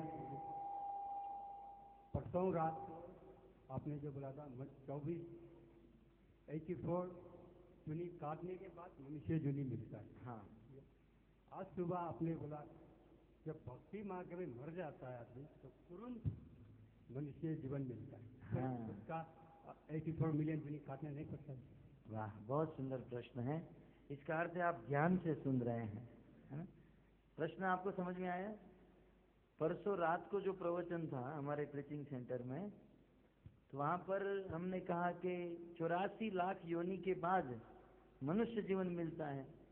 और आज सुबह आपने कहा कि भक्ति करते हुए किसी की मृत्यु हो जाती है तो वो तुरंत मनुष्य बनता है ना? तो 84 लाख तो आया नहीं बीच में। बहुत सुंदर प्रश्न है। देखिए, जो लोग भक्ति करते हैं और भक्ति करते करते जिसकी मृत्यु हो जाती है ना, जिसकी भक्ति अधूरी रह जाती है, तो जिसकी भक्ति अधूरी रह जाती है उसे तुरंत दूसरा जन्म मनुष्य का मिलता है। उसे 84 लाख के चक्कर में नहीं जाना पड़ता। इसलिए भगवान कहते हैं कि भक्ति करने वाले की भक्ति का कभी नाश नहीं होता है। भक्ति करने वाले को कभी भी 84 लाख के योनि में नहीं जाना पड़ता। जब तक उनकी भक्ति अधूरी है तुरंत उसे मनुष्य का जन्म मिलेगा। गीता में कृष्ण इस बात को कहते हैं, शुचिनाम श्रीमताम गेहे योगो भ्रष्ट भी जायते। जिस व्यक्ति की भक्ति अधूरी रह गई और उनकी मृत्यु हो गई तो उनका तुरंत दूसरा जन्म मां के गर्भ में हो जाएगा। और कैसे घर में होगा? तो कहते शुचि नाम, किसी भक्त परिवार के वहां, और साथ ही साथ श्रीमंताम, किसी धनी परिवार के वहां। ऐसे भक्त धनी परिवार में जन्म होगा कि जन्म लेकर ही उस बालक को, उस भक्त को पैसे कमाने का टेंशन नहीं होगा।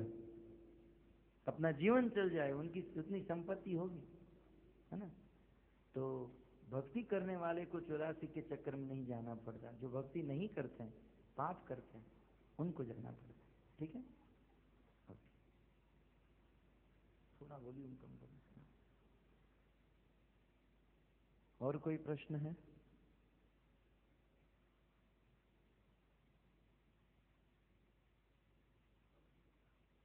माइक।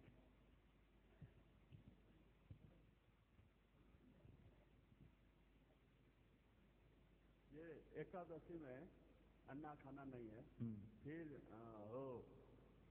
अन्ना में क्या क्या काइंड ऑफ अन्ना होता है? हाँ हाँ, अन्न क्या क्या होता है?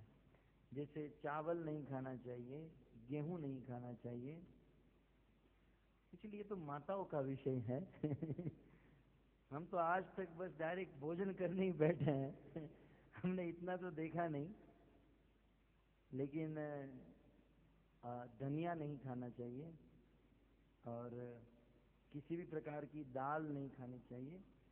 मूंग दाल और कठोल नहीं से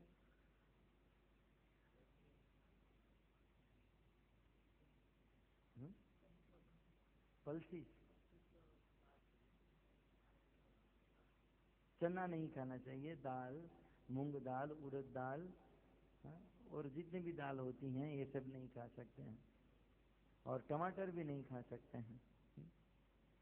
ये है एकादशी के दिन। और भी बहुत कुछ है लेकिन मुझे याद नहीं है।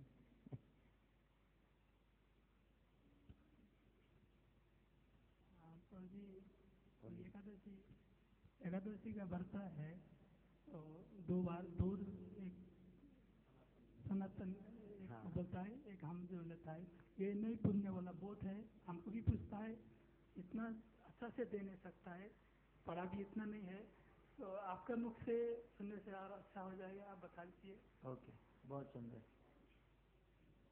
एकादशी जब आती हैं तो प्राय एक कंफ्यूजन होती है ना?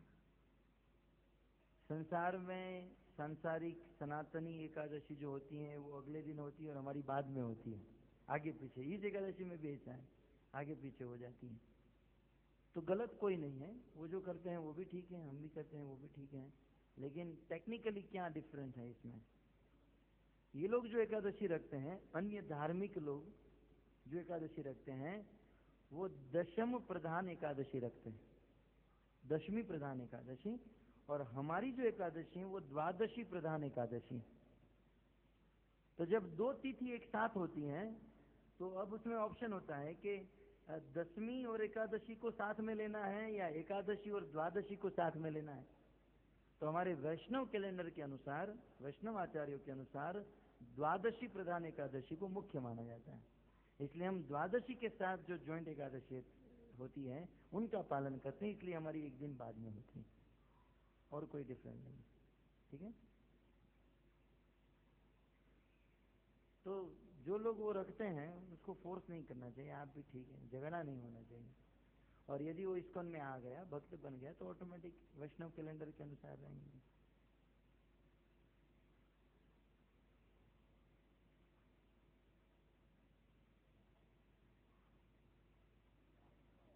पकड़ी राजू तो वही जाके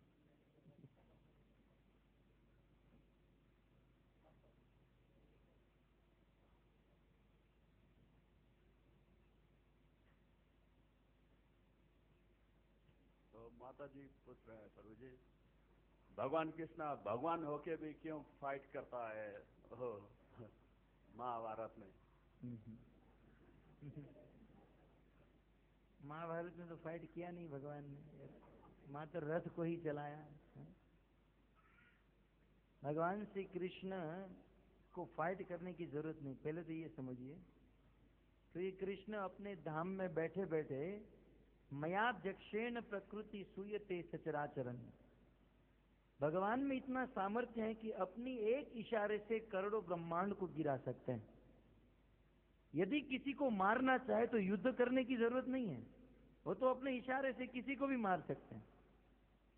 लेकिन फिर भी भगवान कभी कभी आते हैं नरसिंह अवतार लेकर, हिरण्याकश्यप को मारते हैं, है ना? फिर भी भगवान स्वयं आते हैं, क्यों? ये प्रश्न दिल्ली के राजा अकबर को हुआ था, जो आपको हुआ, उसके बाद आपको हुआ। और अकबर ने ये प्रश्न बीरबल को पूछा, यार बीरबल, ये तुम्हारे भगवान जो हैं अपने धाम में बैठे बैठे सबको मार सकते हैं, तो फिर यहाँ आने की क्या जरूरत है? बीरबल ने कहा, सरकार समय आने पर आप सब समझ जाओगे। बीरबल थोड़ा समय तो मांगता था, तुरंत हाजिर जवाब ही नहीं था। कुछ दिन के बाद राजा अकबर, उनकी पत्नी, उनका एक छोटा सा बच्चा था, पत्नी के हाथों में था, गोद में बैठा था, और अनेकों सिपाही, ये सब लोग कहीं दूर जा रहे थे, और जाने के लिए बीच में नौका, नदी थी, तो ये सब लोग नौका में बैठे, अकबर, उनकी पत्नी, पत्नी की गोद में छोटा सा बच्चा है, और अनेकों सिपाही और अकबर, बीरबल सब लोग थे, और नौका नदी में चल रही थी। बीच नदी में जब नौका पहुंची तब बीरबल ने क्या किया, एक जोर से हाथ का धक्का मारा, अकबर की पत्नी के हाथ में जो बच्चा था वो पानी में गिर गया। तब अकबर ने तुरंत अपना कुर्ता निकाला, धोती निकाला, और बीरबल को कहा, तुझे तो मैं बाद में देख लूंगा। इतना कह के अकबर पानी में गिरा, और पानी में गिरकर स्विमिंग तो जानता था। 2-5 मिनट के बाद अपने बच्चे को लेकर बाहर आया, और बाहर आकर नौका में बैठ गया। और अकबर जब क्रोध करने लगा तो कहा, महाराज ये आपके प्रश्न का जवाब है, आप मेरे पर क्रोध मत करो। बोले, मेरा कौन सा प्रश्न? बोले, महाराज आपने पूछा था ना कि आपके भगवान इस दुनिया में आकर खुद क्यों लड़ते हैं, क्यों युद्ध करते हैं, तो यही तो जवाब है। क्या जवाब है?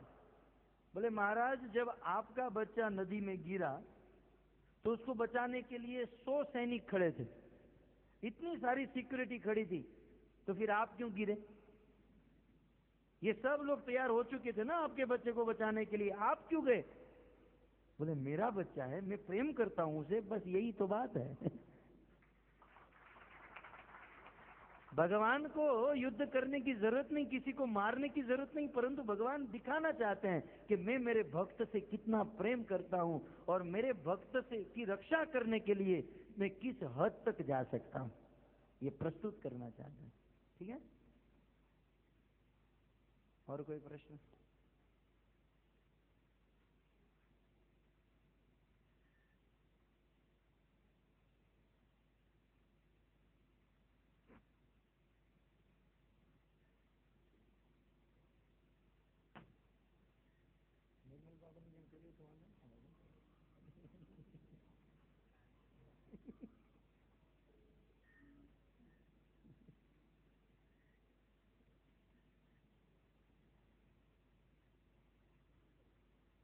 माइक हरी बोल। हरे कृष्ण। प्रभु जी, माता जी पूछ रहा है तो लेडीज लोग का जो प्योरेट टाइम होता है, हाँ। वो टाइम में भी चैंटिंग करता है, हाँ, फिर फ्यूनल में जाता है, कहाँ जाते हैं? फ्यूनल श्मशान, हाँ। ओके। उसमें भी चैंटिंग करता है, ऐसे कर सकता है? और हाँ, कर सकते हैं। भगवान का नाम किसी भी अवस्था में कर सकते हैं। शमशान में जाने के बाद भी कर सकते हैं, सोते हुए कर सकते हैं, बैठे हुए कर सकते हैं, चलते हुए कर सकते हैं। इसका अर्थ ये नहीं कि सोते सोते ही करे, हाँ? ये फैसिलिटी है, ये भगवान की कृपा है ना। इसका अर्थ ये नहीं कि बस सब सोते सोते ही करते रहेंगे। कभी भी ले सकते हैं, इसमें कोई अपराध नहीं, कोई पाप नहीं है। यहाँ तक लेटरिन में जाते हुए भी ले सकते हैं। इसका अर्थ में मेरे शब्द का कोई गलत अर्थ न ले लें, कर सकते हैं, लेकिन कब? जब 24 घंटा आप इसके बिना रह न सको। तो भगवान का नाम किसी भी अवस्था में ले सकते हैं। स्त्रियों के मासिक पीरियड में, या शमशान में, या चलते हुए दुकान में, कहीं भी ले सकते हैं। क्यों? क्योंकि कुछ लोग सोचते हैं कि भगवान का नाम हम लेंगे, हम तो अपवित्र हैं, और अपवित्र अवस्था में भगवान का नाम लेंगे तो ये हमारी अज्ञानता है। हम अपवित्र हैं, वो तो है, तो दिख रहा है ना? लेकिन भगवान का नाम इतना प्योर है, इतना प्योर है कि हम अपवित्र होकर भी भगवान का नाम लेंगे तो वो हमको प्योर कर देगा, पवित्र बना देगा। ये आपका प्रश्न तो ऐसा ही हुआ जैसे कोई गंगा बह रही है और गंगा नदी में जाने से पहले कोई सोचे, अरे मैं तो पापी हूँ, और मैं पापी गंगा में कैसे स्नान करूं? अरे तू पापी हो तो पूरी दुनिया जानती है? लेकिन कितना भी बड़ा पापी गंगा में स्नान किया तो गंगा में इतनी ताकत है कि वो पापी के पाप को धो देती है। वैसे हमारा पाप तो है, लेकिन भगवान के नाम में इतना बल है, इतनी पवित्रता है कि भगवान के नाम के सामने हमारा पाप टिकता नहीं है। तो ले सकते हैं। और जानते हैं ये सब कहां से शुरू हुआ? इंद्र ने वित्रासुर का वध किया। वित्रासुर बहुत बड़े भक्त थे, पूर्व जन्म में चित्रकेतु राजा थे। और फिर त्वष्टा ने जब यज्ञ किया, वित्रासुर प्रकट हुए, और इंद्र ने जब वित्रासुर का वध किया तब इंद्र को ब्रह्म हत्या का पाप लगा। विश्वरूप को मारने से, अपने गुरु को मारने से ब्रह्म हत्या का पाप लगा। तब इंद्र के पाप को 4 लोगों ने स्वीकार कर लिया। इंद्र के पाप का 25% हिस्सा संसार की भूमि ने स्वीकार कर लिया। और जैसे ही पृथ्वी ने स्वीकार किया तो हमारी पृथ्वी पे कुछ बंजर भूमि हो गई, रण प्रदेश, रेगिस्तान। 25% पाप पानी ने, जल ने ले लिया, जिससे जल के ऊपर फैन हो गए, बबल्स। इसलिए हमें कभी भी बबल्स वाला पानी नहीं पीना चाहिए। यदि जल के ऊपर जो बबल्स होते हैं उससे हम पीते हैं तो ब्रह्म हत्या का पाप लगता है। और बाकी 25% पाप वृक्ष ने ले लिया, वृक्ष, पेड़ पौधे। और वृक्ष ने जब पाप लिया तो वृक्ष के ऊपर पाप का विकार बन गया, जिसे गोंद कहते हैं। क्या कहते हैं इंग्लिश में? गम, गोंद। वृक्ष के ऊपर जो प्रेग्नेंट स्त्री होती है उसको खिलाया जाता है भारतवर्ष में। तो इसलिए शास्त्र में कहा गया उस गम को, उस गोंद को नहीं खाना चाहिए। उसको खाने से ब्रह्म हत्या का पाप लगता है। और चौथा पाप किसने लिया? संसार की स्त्रियों ने। पहले स्त्रियों को मासिक धर्म, ये पीरियड्स नहीं थे, लेकिन जब स्त्रियों ने ये पाप ले लिया उस दिन से पीरियड शुरू हो गए। और जब स्त्रियों ने ये पाप ले लिया तो इंद्र ने वरदान दिया कि मैं स्त्रियों को वरदान देता हूं, उससे मनुष्य से 4 गुना शक्ति स्त्रियों में होगी। इसलिए पुरुष से 4 गुना भोजन स्त्री का होता है और पुरुष से 4 गुना शक्ति भी स्त्री में होती है। कौन कहता है स्त्री अबला है? मैं अक्सर कहता हूँ, कौन कहता है स्त्री अबला है? आप ऐसे भी ये देखिए तो हम 25 वर्ष तक मेहनत करते हैं और जितनी संपत्ति कमाते हैं वो सारी संपत्ति विवाह करके आती है और अपने नाम पर बना लेती है। कौन कहता है स्त्री में बुद्धि नहीं होती है? हम लोग गधे और बैल की तरह 25 वर्ष से मेहनत किए हैं और ये शादी करके आती है। कोई पूछा ये घर किसका? मेरा। ये वॉशिंग मशीन किसका? मेरा। तो तुरंत एक दिन में सारा माल अपना। और आप कभी ससुराल में जाकर कहो ये फ्रिज मेरा है, हैंडीकेप होकर घर पर आओगे।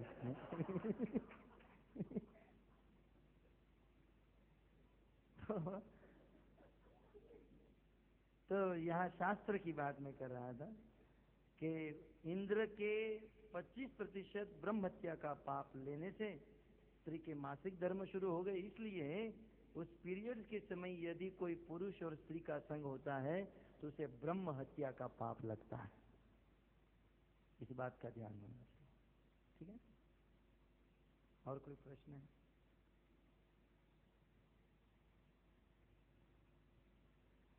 Any question?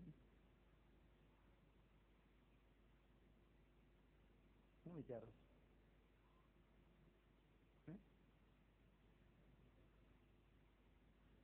ક્યારે શૂટ કરશે?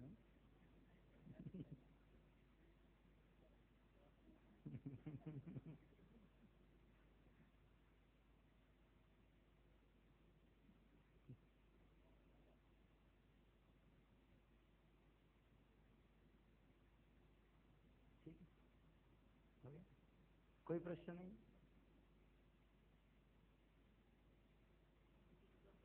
हाँ, अच्छा, हम ऐसे हाथ करके क्यों भगवान का नाम लेते हैं? ये इनका प्रश्न। मैंने भागवत कथा में बताया था पहले या दूसरे दिन। ये दोनों हाथ ऊपर करना ये शरणागति की निशानी है।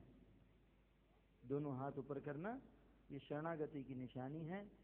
भक्त जब दोनों हाथ ऊपर करते हैं तब भाव क्या होता है? हे प्रभु, अब मुझे संसार में किसी के ऊपर विश्वास नहीं रहा, अब मैं मात्र आपके शरण में हूँ, मैं उठ चुका हूँ। जब आदमी उठ जाता है ना तब दोनों हाथ ऊपर कर लेता है।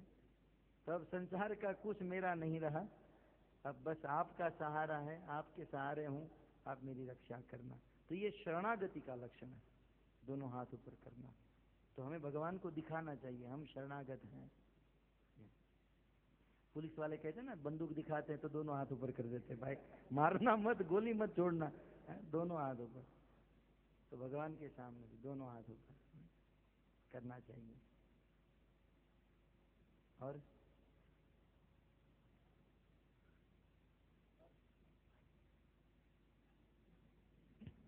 अरे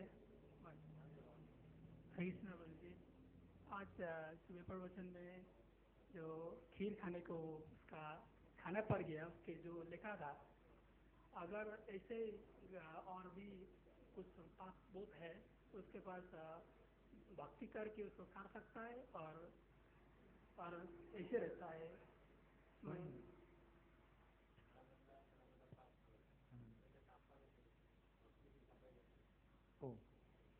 यदि किसी ने अपने जीवन में पाप किया है तो क्या भक्ति से वो पाप कट हो जाएगा? ये प्रश्न है। हाँ जी, जो अभी सुबह तो अब लिखा था खीर खाना पड़ गया। हाँ, उसने, क्योंकि उसने लिखा था तो जिस वजह से भी खा लिया। हाँ, ऐसे ही हमारा रोज पाप है, गलती किया है। अगर अब हम अभी भक्ति कर रहे हैं, ये भक्ति करके हम अगर ऐसा पाप आगे है तो ओके, हम पूर्व जन्म में जैसा काम करते हैं ऐसा इस जन्म में भुगतना होता है। इनका प्रश्न ये है कि हमने कोई गलत काम किया है और हमारा नसीब बुरा है ना? तो भक्ति करने से हम नसीब को बदल सकते हैं, है ना? हाँ, ब्रह्मा जी इसका उत्तर ब्रह्म संहिता में देते हैं। कहते हैं कि इस संसार में चींटी से लेकर इंद्र तक सबको अपने अपने कर्म की सजा भोगतनी ही पड़ती है। सबको बाध्य होकर भोगतना ही होगा, इससे कोई मुक्त नहीं है। सब लोग कर्म के बंधन में फंसे हैं और कर्म एक रस्सी की तरह हमको बांध कर रखा है। इसे गीता में कृष्ण कहते हैं कि कर्मणो ही अपि बोधव्यम बोधव्यम च विकर्मण गहना कर्मणो गति। हम सब लोग कर्म की रस्सी से बंधे हैं। वैसे हम लोग सोचते हैं कि हम स्वतंत्र हैं, लेकिन हम बंधे हैं। कैसे? जैसे गाय होती है, गाय जानते हैं ना, गाय के गले में रस्सी होती है और रस्सी 3 मीटर लंबी होती है और फिर खूंटी के साथ, खिल्ले के साथ बांध देते हैं। तो एक दृष्टि से देखा जाए तो गाय स्वतंत्र है, लेकिन कितनी स्वतंत्र है? 3 मीटर की रस्सी तक। तो एक दृष्टि से देखा जाए तो हम स्वतंत्र हैं, लेकिन कितने? हमारी कर्म की रस्सी से हम सब लोग बंधे हुए हैं। ठीक है ना? तो कर्म की रस्सी, अच्छा कर्म, बुरा कर्म, ये सब हमारे जीवन में आएगा। तो प्रभु जी का प्रश्न है, क्या भक्ति से ये काटा जा सकता है? ब्रह्मा जी कहते हैं सबको अपना अपना कर्म भोगतना है, परंतु भक्ति एक ऐसी वस्तु है जिससे हम हमारे बुरे कर्म को भी काट सकते हैं। कर्माणि निर्दहति किंतु च भक्ति भाजा। भक्ति ही एक ऐसा तत्व है जिससे हमारे बुरे कर्म कट जाएंगे। इसलिए श्रील प्रभुपाद जी कहते थे, अपनी हाथों की रेखा लेकर ज्योतिष के पास जाने की जरूरत नहीं। आप इस्कॉन के मंदिर में आओ, भगवान के नाम का कीर्तन करो, ताली बजाओ, अपनी हाथों की रेखा अपने आप बदल जाएगी। भगवान का नाम लेने से रेखा बदल जाती है। ये है ना? तो भक्ति के द्वारा कर्म को काटा जा सकता है। और कोई प्रश्न?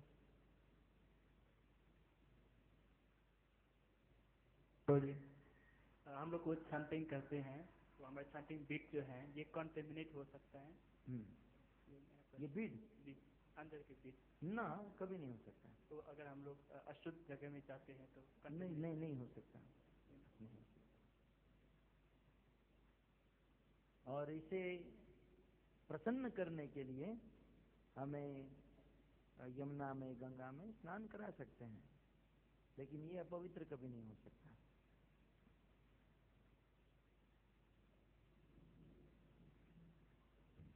और कोई प्रश्न है?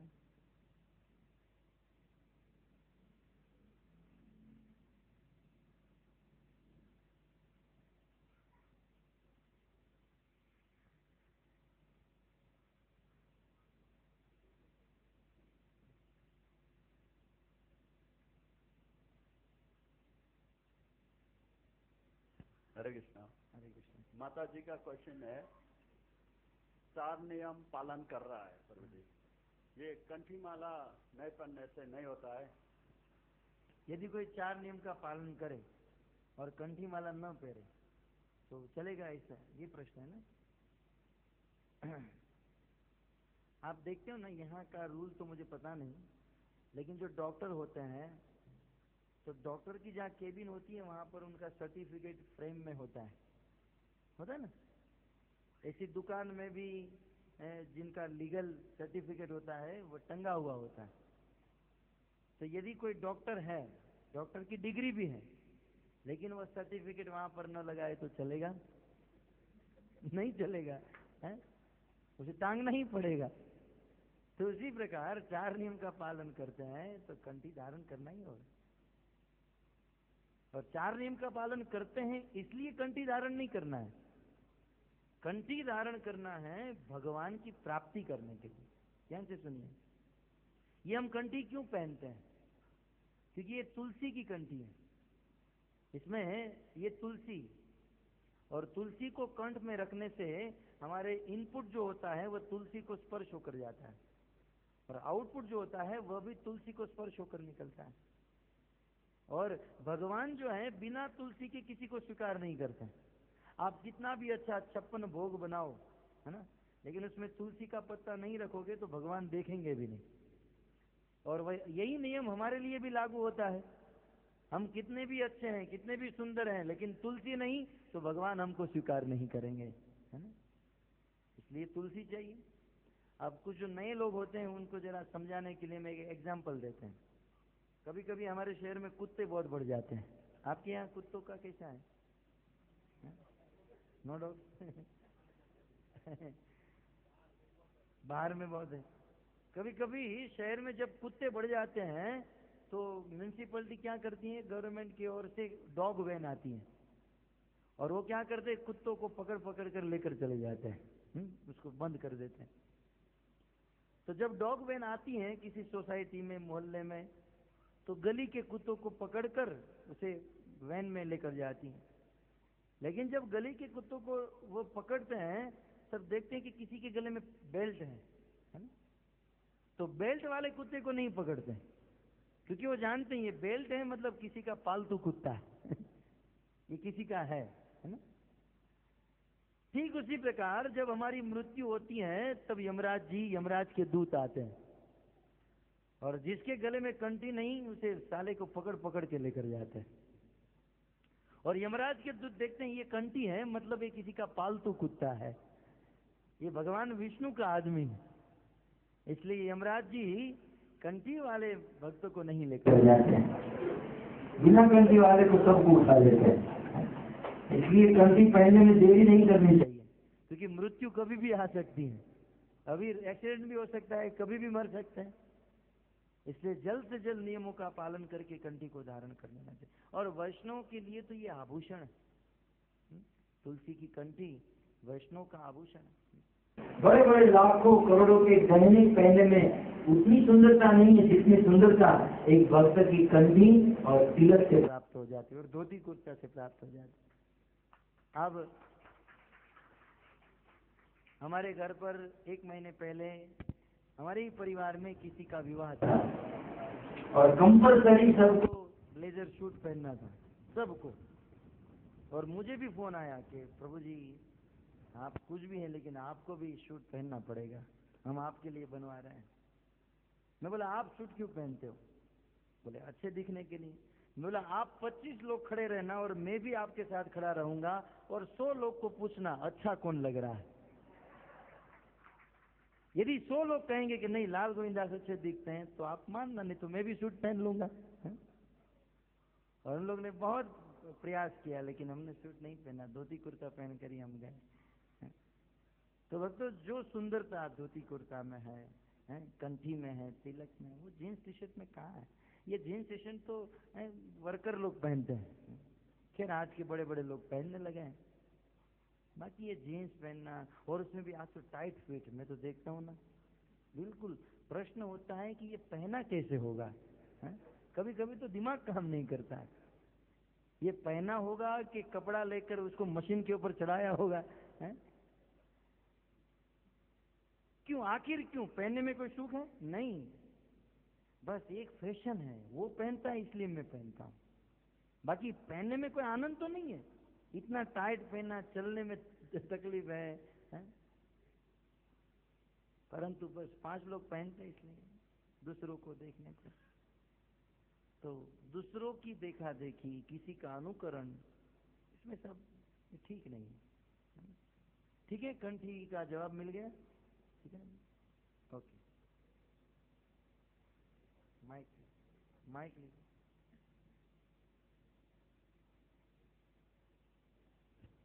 हरे कृष्ण।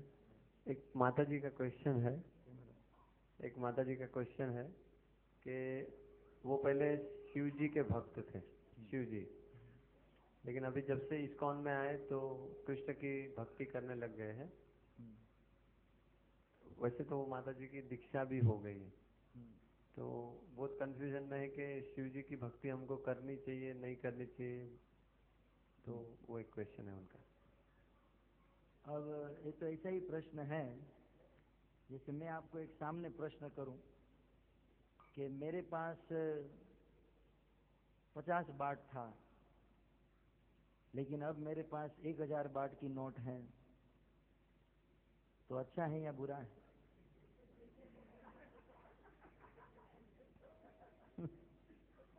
पूछने की जरूरत है। 1000 बाट में 50 बाट आ ही गया। तो जवाब ये है कि भगवान श्री कृष्ण परिपूर्ण भगवान है, सर्व अवतारी है, सर्वोपरि है। और कृष्ण की यदि भक्ति करते हैं तो शिव जी की भी भक्ति हो जाती है, पार्वती की भक्ति, गणेश जी की, सभी देवी देवताओं की भक्ति हो जाती है। और भक्तों, शिव जी तो बहुत महान वैष्णव है ना। और जो लोग निष्काम भाव से शिव जी की भक्ति करते हैं तो शिव जी की कृपा से उसे कृष्ण की प्राप्ति होती है। तो आप यह समझिए कि शिव जी की कृपा से आज मैं कृष्ण की भक्त बनी हूं, है ना। आप ये समझिए, और इसमें आप घृणा महसूस मत कीजिए, इसमें कोई प्रॉब्लम नहीं है। शिव जी की कृपा से कृष्ण मिले हैं तो कृष्ण की भक्ति करें।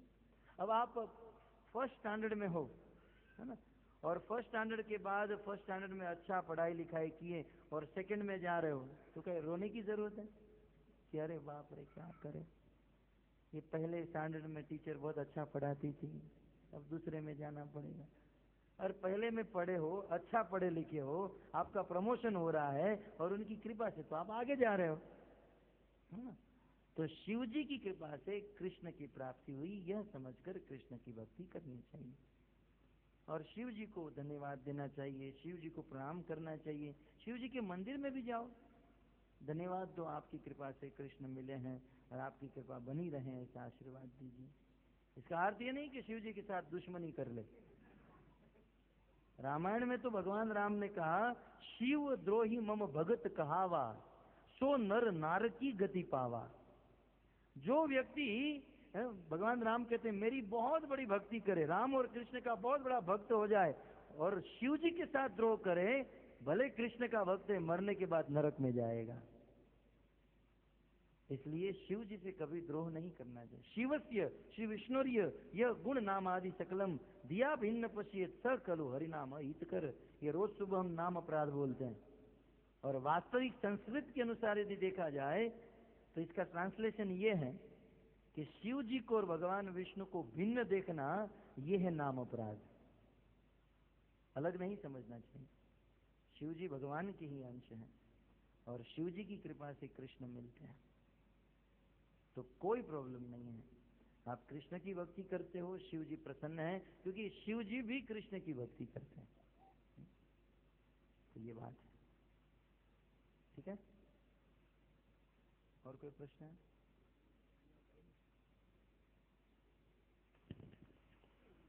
हरे कृष्ण। माता जी का क्वेश्चन है, जो दीक्षित भक्त लोग जब दीक्षा ले लिया है, 16 माला रेगुलरली नहीं जपता है, फिर नहीं जपने से सिर्फ उसको ही अपराध होता है और गुरु को भी अपराध होता है? उसको भी होता है, गुरु को भी होता है, दोनों को होता है। फिर वो लोग को कैसे बोल के जपना बोलेगा? क्या करें?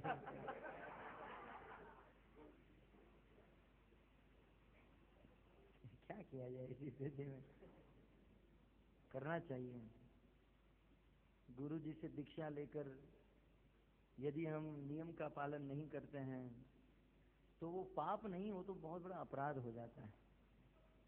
और गुरु का द्रोह करके कभी भी व्यक्ति ऊपर नहीं उठ सकता है। तो कभी कभार तबीयत ठीक नहीं है, बुखार आ गया, ठीक है, लेकिन गुरु के आदेश का पालन करना चाहिए। और गुरु का आदेश का पालन कर सकते हैं तो ही दीक्षा लेनी चाहिए, अन्यथा दीक्षा भी नहीं लेनी चाहिए। नहीं तो खामखा गुरु जी को हम परेशान कर रहे हैं। नेक्स्ट क्वेश्चन माता जी का है।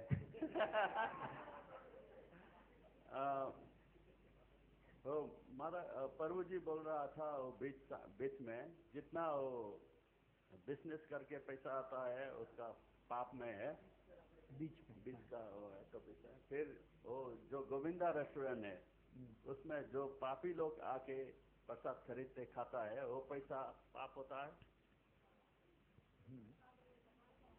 भगवान को पसंद। हाँ, मैं आपको बताता हूँ, बुरा मत लगाइएगा। गोविंदा रेस्टोरेंट में हम भगवान का शुद्ध प्रसाद बनाते हैं और शुद्ध प्रसाद दूसरों को खिलाते हैं। और जो प्रसाद 100 रुपये में बना है ना, हमारी कॉस्ट है 100 रुपया, तो 100 रुपये का प्रसाद 100 में देते हैं, 100 में खिलाते हैं, तो कोई पाप नहीं है। लेकिन 100 का 500 बना लेते हैं तो 400 वाला जो पाप, जो धन आया है, वो गड़बड़ी करेगा, है ना। इसलिए हाई प्रॉफिट करना ये भी पाप है। नॉर्मल जितनी हमारी मेहनत है उतना प्रॉफिट करना कोई प्रॉब्लम नहीं, लेकिन मेहनत से ज्यादा हाई प्रॉफिट करना, तो फिर उनका दोष हमारे ऊपर आएगा। ये बहुत बड़ा, ये पर्सनल डिस्कशन है, टेक्निकल विषय, सब लोग भाग जाएंगे यदि ये सब चर्चा करेंगे। बोले आप लोग जब जन्माष्टमी होती है हम लोग आते हैं तो कहते हैं भक्ति करो खुश हो जाओगे, और जब आते हैं तो कहते हैं 4 नियम का पालन करो, 4 नियम करते तो फिर कहते हैं 16 माला करो, 16 माला करते तो कहते दीक्षा ले लो, दीक्षा ले लो तो कहते हैं डोनेशन दो, ये कहते तो फिर कहते हैं मंदिर बनाओ। ये तो मारने का धंधा है। हम तो आए थे कुछ सुखी होने के लिए, ये लोग डर जाएंगे बेचारे। नहीं, जो कर रहे हैं ठीक है, ध्यान देना चाहिए। बस एक ही चीज, मुख्य सूत्र ये है कि कृष्ण को सेंटर में रखकर सारे कार्य होने चाहिए, जहां भी हैं, जो भी करते। प्रभु का क्वेश्चन है प्रभु जी, तो जैन लोग को क्यों प्रभु जी बोलता है, फिर लेडीज को क्यों माता जी बोलता है? चलो आपके हिसाब से क्या बोलना चाहिए? नहीं जी। नहीं, अच्छा प्रश्न है।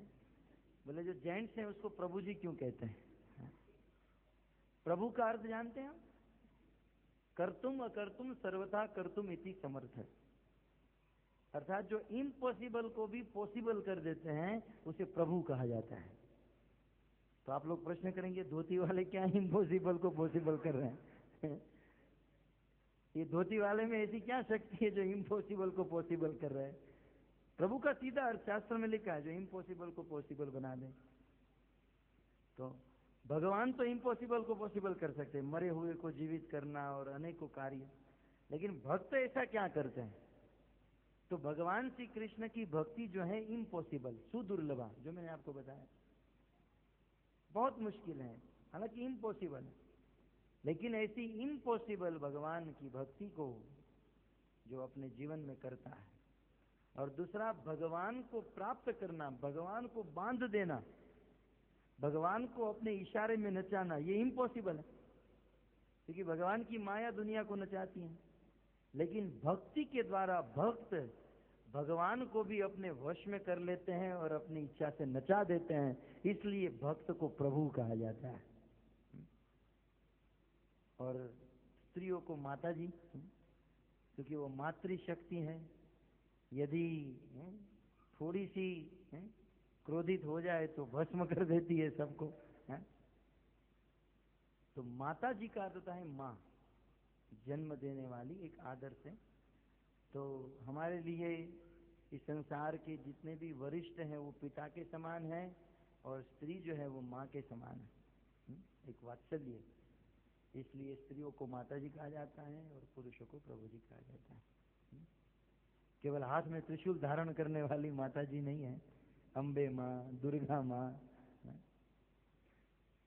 भक्त करने वाली स्त्री को भी माता कहा जाता है, माता, और उसमें थोड़ा और संबोधन और आदर, माता जी, प्रभु जी। तो ये एक वैदिक परंपरा है जिसको निभाना चाहिए। अब तो वैदिक परंपरा धीरे धीरे खत्म हो गई ना, तो कहाँ, ये तो हम सब रेगुलर भक्त है, इसलिए मैं आपको कह रहा हूँ। पहले तो पिता को प्रणाम करते थे, माता को प्रणाम करते थे, जितने भी वैष्णव मिलते थे तो प्रणाम करते थे। सनातन गोस्वामी एक दिन में 1000 भक्तों को प्रणाम करते थे, वांछा कर। अब तो फोन करते हैं, प्रभु जी दंडवत, हाँ दंडवत, बस बोलकर चला देते हैं। पहले लोग झुककर शरीर से प्रणाम करते थे, फिर शब्द से करने लगे, अब तो बोलना भी बंद कर दिया। हमारे भारत में, मैं पुणे मंदिर में गया तो प्रभु जी, बोले ये क्या? बोले वांछा, वांछा कल्पतरु का वी है, वांछा कल्पतरु आपके चरणों में। आप लोग सीखना मत है, मैं केवल जस्ट बता रहा हूँ, ये ठीक नहीं है। तो ये सब आलस तमोगुण की निशानी है, वैदिक परंपरा है। और कोई प्रश्न? समय हो गया? ओके, आप सबका धन्यवाद, समय हो चुका है। हरे कृष्ण।